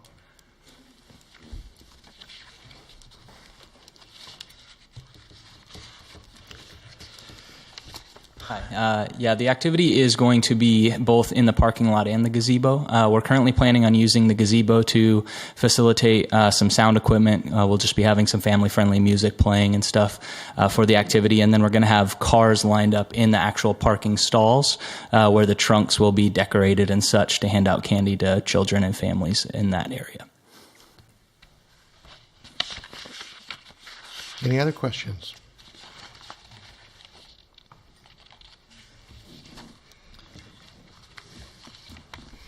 Okay, we have a motion and a second, and no more questions. All those in favor of approval of the public events application, trunk or treat, say aye. Aye. Aye. Opposed? Nay? Okay, that motion carries. Thank you. Okay. Approval of dedicating funds to South Kitsap Community Center feasibility study. Clerk Reinerson, could you bring us up to speed on this, please?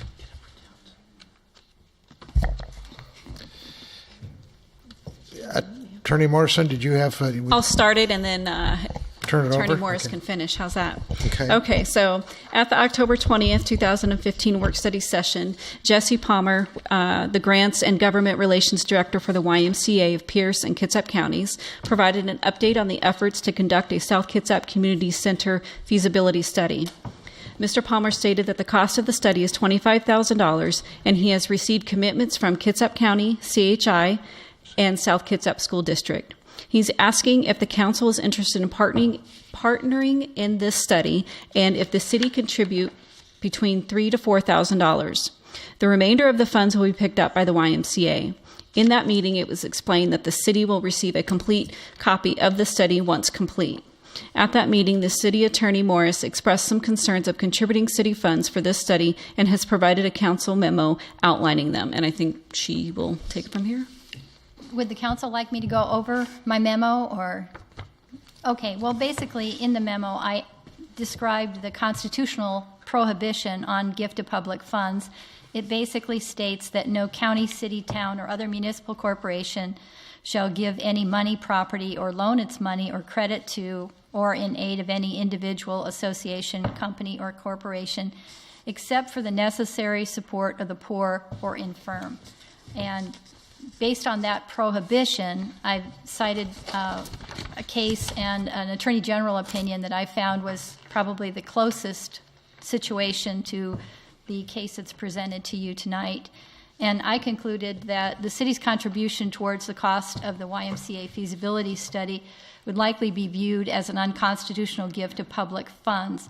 The performance of a study to consider the possibility of construction of a YMCA in the community for the YMCA's paying members is not a fundamental purpose of government, and the city receives nothing in exchange for the donation, although the YMCA may decide after reviewing the results of the study that it will construct a YMCA in the Port Orchard community for its paying members. However, If the YMCA decides to construct a facility in the Port Orchard area, the city may contract with the YMCA to provide monetary support in exchange for the YMCA's agreement to make certain recreational services available to the community free of charge. And I did draft the contract between the City of Gig Harbor and the YMCA in Gig Harbor for this purpose. And I can provide you with a copy of that if you'd like to see it. Okay, yes, Mr. Patansu. I would like to move staff to contribute $3,000 to a community center feasibility study in the South Kitsap area. And I believe an alternative was offered to us by the individuals of the Y that we can contribute directly to the consultant versus the YMCA. So that's my motion. I would second that motion. Okay, we have a motion and a second. Yes. Under discussion, I think that's a very good distinction in that our arrangement would be directly with the consultant that's going to conduct the study, and my expectation is that we would get a copy of the study results. So we would be purchasing a service from a consultant and receiving a document in return. And I followed up today with Commissioner Garrido and had a similar discussion. When they conducted the Silverdale Central Kitsap study, that was one of the key points is public purpose, and this feasibility study is for public purpose, and whether or not our community wants to have a community center or not, what the scope of that it could be the why, it might not be the why, and that's the purpose is this study, and that's why I'm supporting it. Any other comments? Yes, Mr. I also Chair. support the general purpose, although I was curious if we could support something that may not actually be located in our city limits. We're obviously contributing to the greater community, and I think we should participate. I think it's also good that we had these concerns brought up by the city attorney about the use of gifted funds. I think the idea of the study, my understanding, is to determine what the community is interested in, and it's not specifically to say they want a swimming pool versus a tennis court and they want it over here versus over there. I think it is more to try to determine what the community is interested in the development of a community center. Whether it's in the city or outside of the city is certainly important, but I don't know that that is going to outweigh the need to find out what the community is really interested in. It's a community at large. I would hope that in some cases, if what they're asking for may be able to be offered with the Gibbons Community Center with some remodeling. So not knowing what it is that the community wants, it's hard to say for sure where it will be. Ms. Ashby. Well, I appreciate the motion that Mr. Patansu has brought forward and John's comments, because I personally would not support the use of our taxpayers' fund for a feasibility study for the YMCA. I will, however, support paying a consultant for a feasibility study for a community center, which to me is generic, and it does not necessarily imply it's for this specific benefit of a particular organization.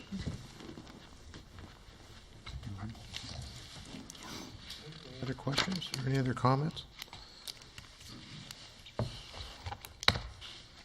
All right, then the motion is moved to direct staff to contribute $3,000 to the consultant for conducting a South Kitsap Community Center feasibility study. Correct?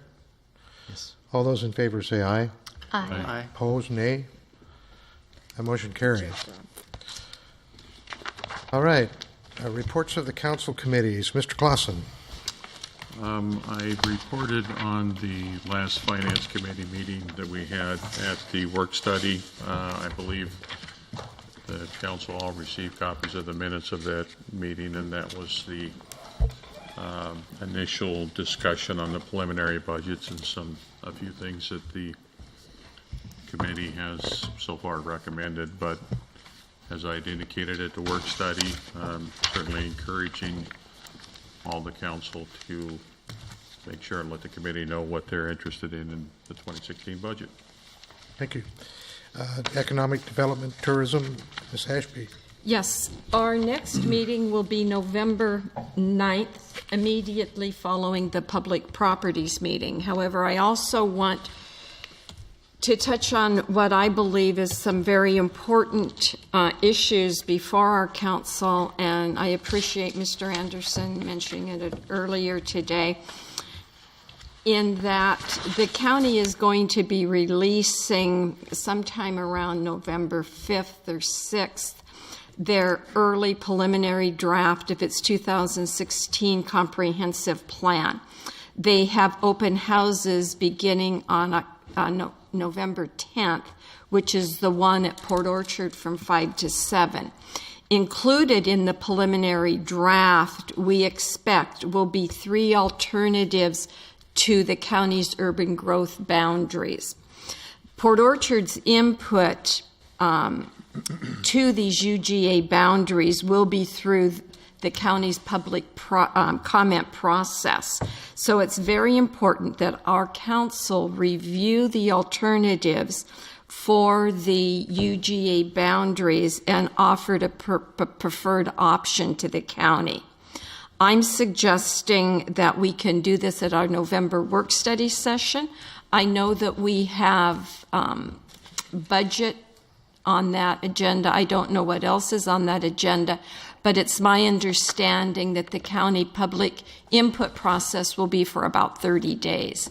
So that's going to be our most opportune time to really review any UGA boundary adjustments for us. So I'm also hoping that we can do a little bit of discussing at this at the November 9th economic development meeting. But I think that's really, really important, and I hope that everyone gets a chance to look at the alternatives, as soon as they're available. So that's economic development. Mr. Mayor? All right, yes. Did we make sure that those alternative analysis or alternatives are distributed to the council so that we all get access to them? I believe, Nick, can you do that? Yeah, I'll provide that.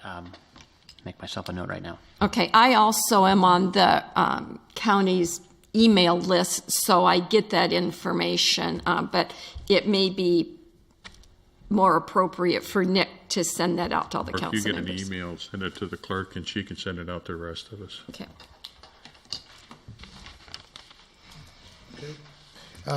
Utility Sewer Advisory, Mr. Patonsu. Utilities hasn't met. I had a conflict for sewer advisory, and Mr. Chang sat in for me, and Ms. Lucarelli were there. So maybe if one of you have a report, was there anything significant? I know it was last week. I was going to bring you the nice folder that they provided and a smashed cookie. And a smashed cookie? Yeah. Well, actually, there was something significant in that it was reported that the aquifer that is supporting one of their wells had a major change. And that's something we should probably look into, since we share the same aquifer that we're going to be investing in well number 10.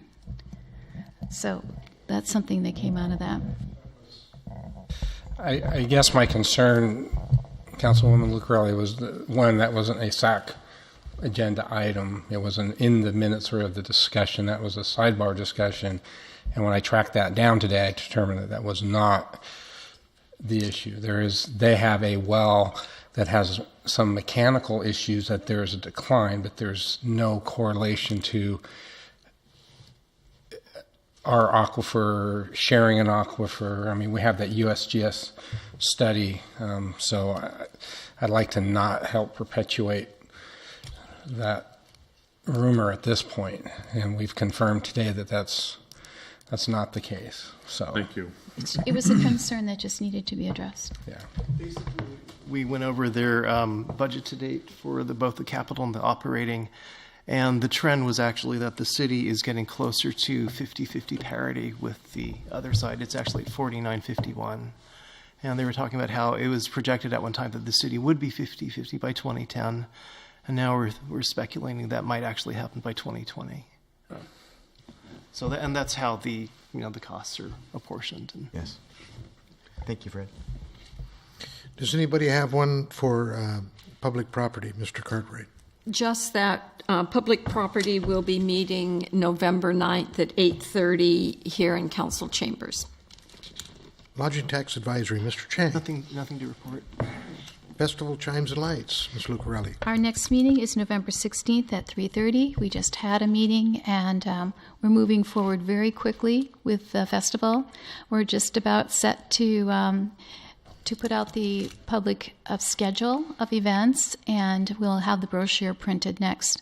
We've also moved forward on the take ones, so that should be in the utility billing soon.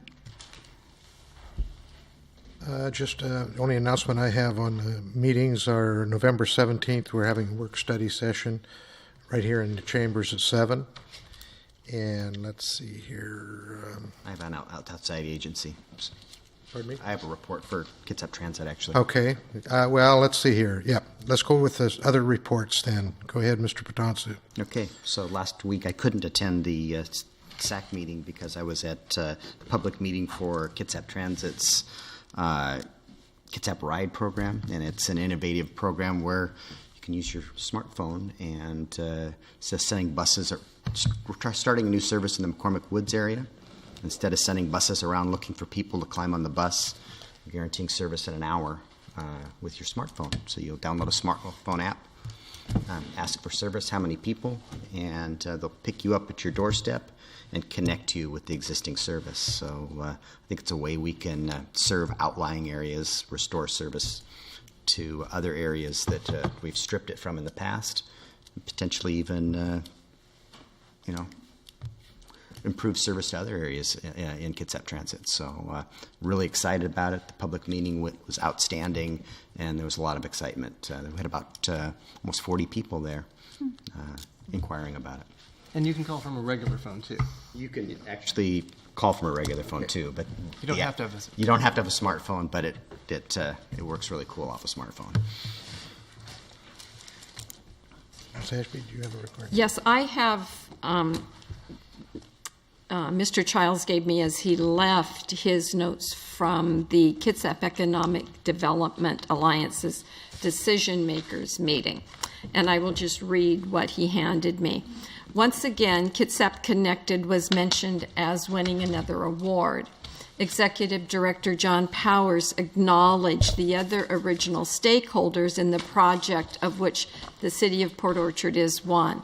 Since our video, they have added many others, always doing 90-second vignettes.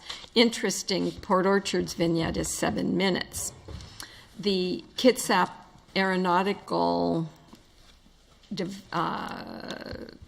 CADA is continuing to market our area to aerospace firms, and once again, CADA representatives attended the Paris Air Show.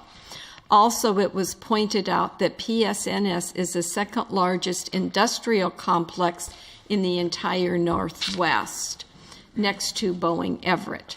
However, the focus of the Clearwater event was on real estate, pointing out Kitsap County is part of the greater Seattle global economy. Home prices are climbing, with the Seattle market as the most expensive.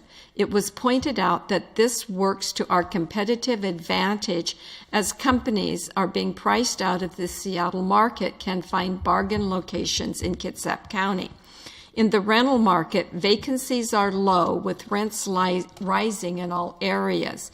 In the commercial markets, Seattle rates range from $275 to $375 a square foot, while the Kitsap market is down to $1.25 or $1.50 a square foot. So how good is the rental market? Kitsap County has 6,121 rental units. Of those, only 39 are vacant.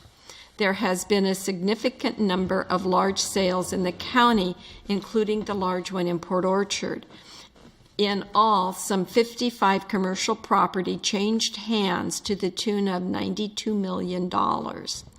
The Seattle commercial market is the fastest growing in the United States. Residentially, the average Seattle home sells in 5 days. In South Lake Union, Amazon has relocated its offices and is adding 500 new employees a month.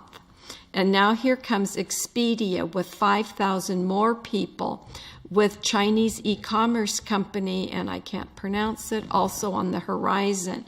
Something has to give, and the West Sound offers solutions that includes quality of life perks.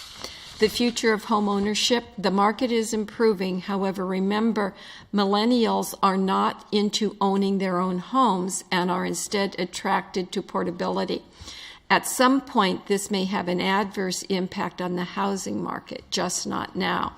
For the moment, at 15%, Kitsap home prices have increased more than any other monitored area, according to the Seattle Times. And then he has a question, is this another bubble or an opportunity? You decide. That was Mr. Child's report from the KEDA meeting.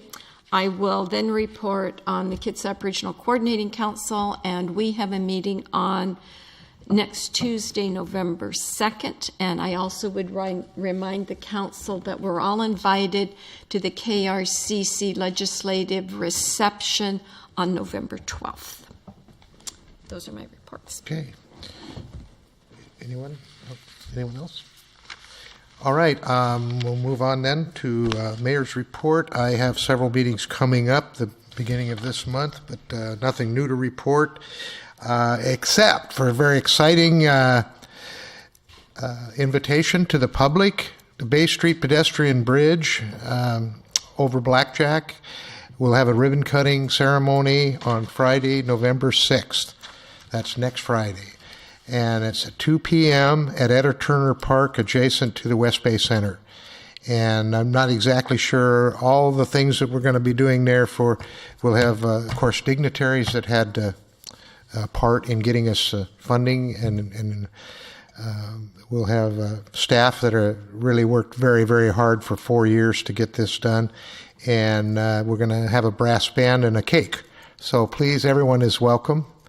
November 6th, Friday afternoon, 2 p.m. at Turner Park. Look at your new bridge, walk across your new bridge. It'll be exciting and fun. Okay. Report to department heads. Mr. Dorsey. I have nothing. Okay. Mr. Bond? Yeah, I have something, and I would like some council feedback on it. But on early in October or even late September, we sent out an RFQ concerning the McCormick Park Phase 2 project, and the council had asked Councilmember Cartwright to coordinate with me for the review of consultants and to draft the RFQ. The deadline was last Friday for submittals. Out of the 5 companies that we solicited proposals, we only received 1. We contacted the other firms. 2 of them felt that all of the firms actually had emailed to find out who else had been invited to submit, and 2 of the firms bowed out purely because of one of the other companies that was involved that they didn't feel they could compete with. The other ones were both said that they didn't have the capacity to take on the project, that things are too busy. So the company that did submit is the company that did the master plan for the park originally in 2009, 2010, Jones & Jones, and they have a couple of engineering firms that are involved in their proposal. So I guess the guidance that I'm looking for is, would council be interested in opening this up and trying to get proposals from other companies, or would you like to hear what this group has to say? And my suggestion would be that we invite this group to come to either Public Properties or Economic Development or one of the other committees to make a presentation, and we decide if we want to negotiate with them for services or potentially solicit other companies to do this architectural and engineering type work.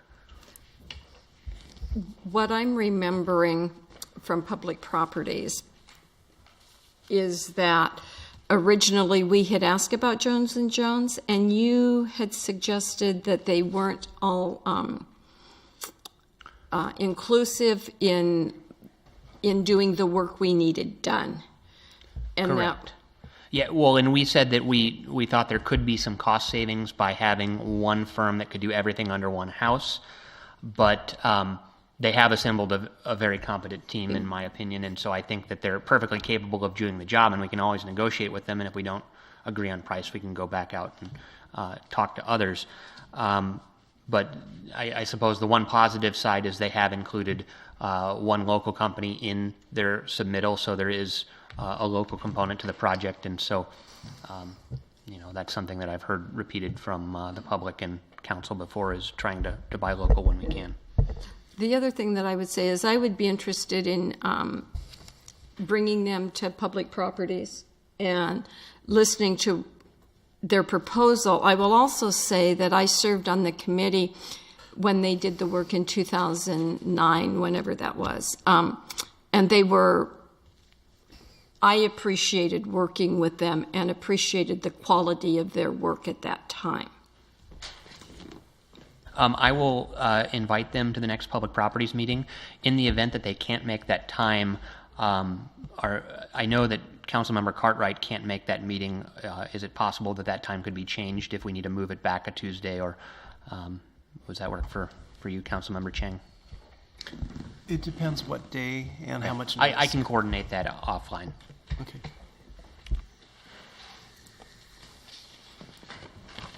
Okay, Mr. Bond, is that done? Clerk Randerson? I don't have anything either. Oh. Thank you. Commander Schuster's back there. Do you have any? Nothing? Okay. All right. We're at citizen comment part of the meeting. Nobody has signed up for the second citizen comment period, but raise your hand. Okay.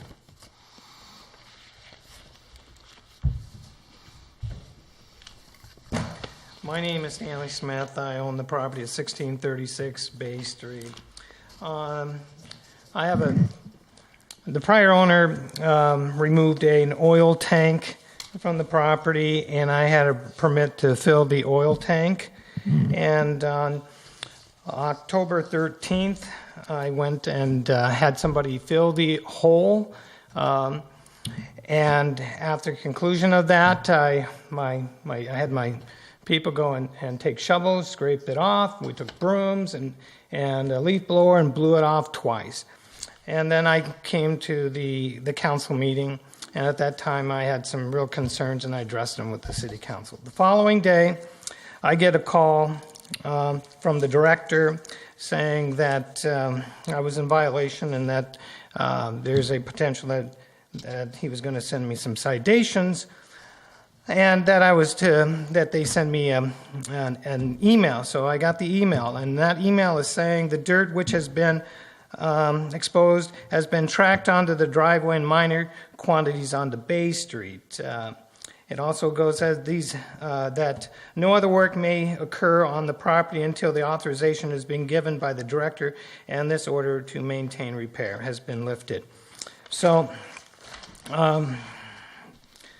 I couldn't work, so I had to wait until they went back out there. These are the pictures. Okay, then the following day, I asked for the pictures that they took because I thought there was probably pictures taken.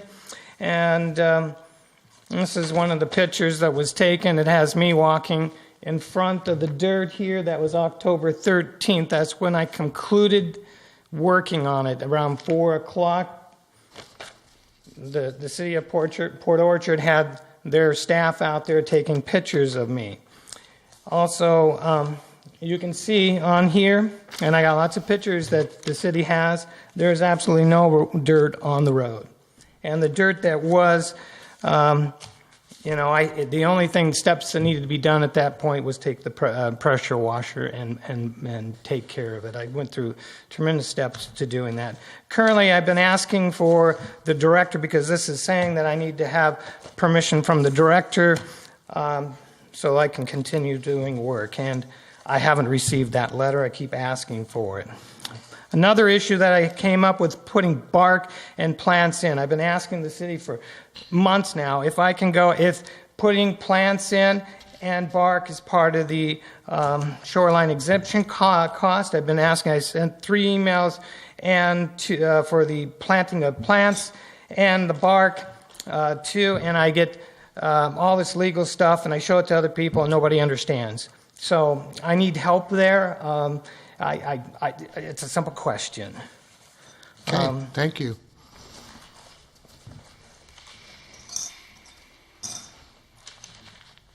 All right, anyone else?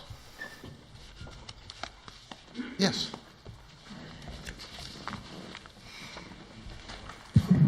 I had a couple of comments. One, I was wondering about the city had people participating in, with a group of people, I think, outside of that the county was doing about, would we have a Y, or did people want a Y in this area? And I was wondering what happened to that information. That was just a year or so ago. I had a friend on the committee, so that information should be available to go with this study. I mean, or a lot of time was wasted by those people on that committee. Another thing that I wanted to talk about was that after sitting through this meeting tonight, I would sure like to see that before, like the water sewer started in March of 14, the people should have, the citizens should have been brought in and said, okay, we've got this problem. What do you think we should do about it? And get some input early. We're going to have a hearing, another hearing on this, and then you guys are going to vote. And there's going to be if you proceed as you have in the past, you have a hearing, and then 10 minutes later you vote. And that doesn't give much credibility to the citizens that take their time and come up here and speak. There's no thinking about what they've said. And I think that it's a process that needs to be changed with our council. And it's been going on not just for 4 years, but probably for the last 30 or 40 years. And another thing, after having to sit through tonight with some of the comments made, I want to thank Mr. Dorsey.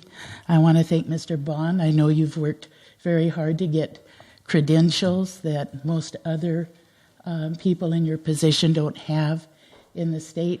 And I want to thank the lawyer, because I think she knows an awful lot about land use, and she's probably protecting your hind ends better than she's being given credit for. Thank you. Thank you. Okay.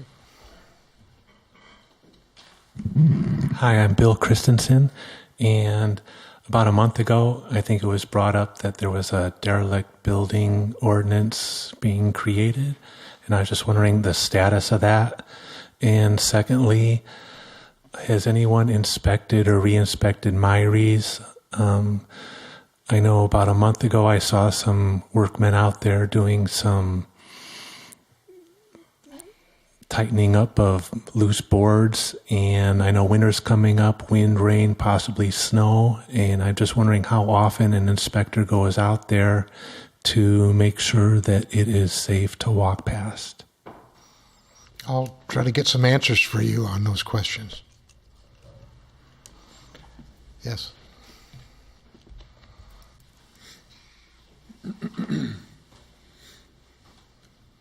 Mike Eliason, Kitsap Realtors. We're in trouble. I'm agreeing with Jerry and Alyssa too much tonight. First, I want to compliment the mayor and city attorney on the conducting of executive sessions. I think you guys do an exemplary job of citing the exemption in the Open Public Meetings Act.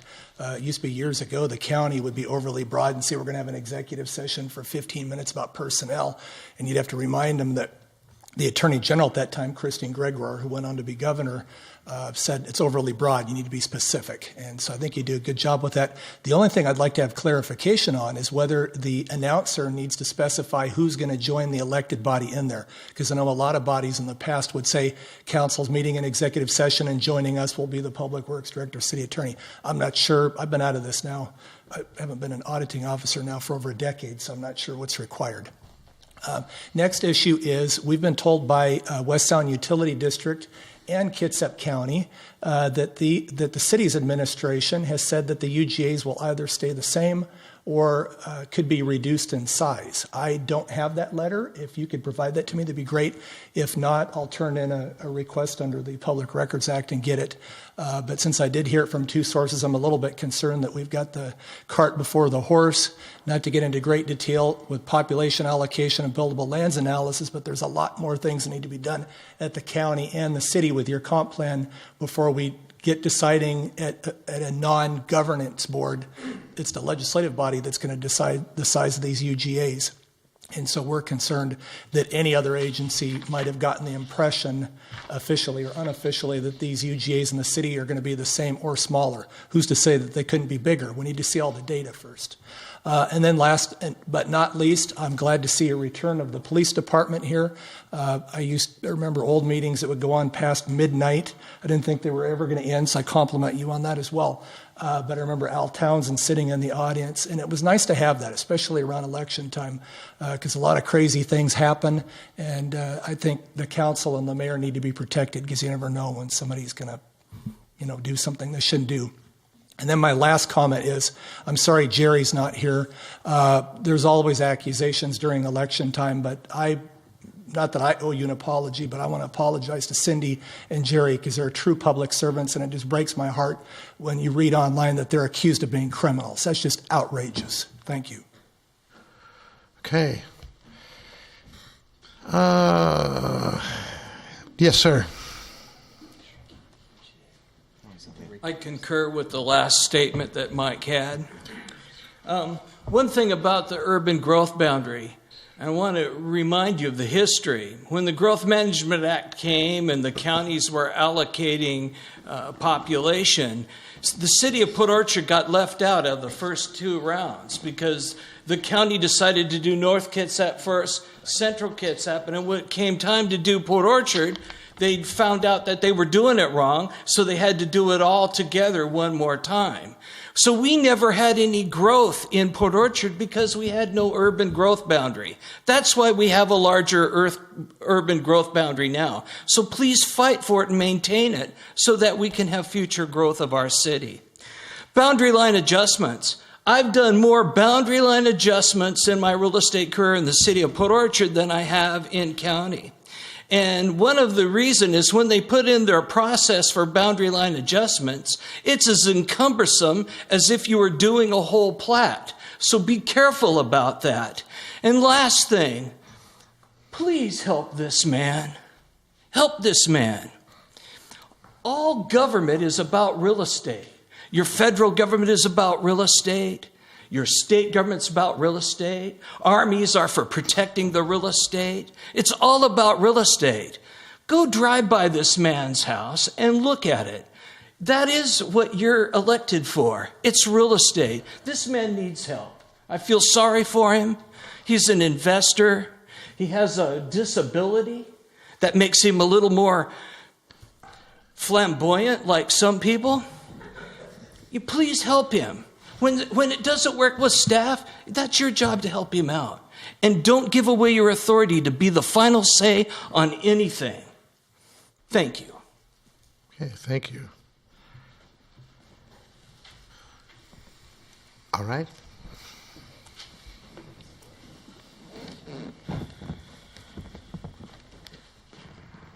I just wanted to clarify my statements about the UGA. When I was attending the finance committee or the utility committee meetings, the consultant had alluded to the fact that we have a huge UGA, and part of what we're having to fortify ourselves for cost-wise is accommodating that for the future, for the comp plan. And so I really am wondering what would happen if we did modify our boundaries. I understand that we have to accommodate growth, but our UGA is huge in comparison to the growth we have to accommodate. And so prior to making the call on that, I'd really like to know the answer. What would we save? How would that fit our population now? Thank you. Okay, thank you. Anyone else? Okay, everybody through? All right. We've already had an executive session, so we don't have an additional one. Comments over with. If there's no objection, we'll adjourn this meeting at 5 minutes after 10.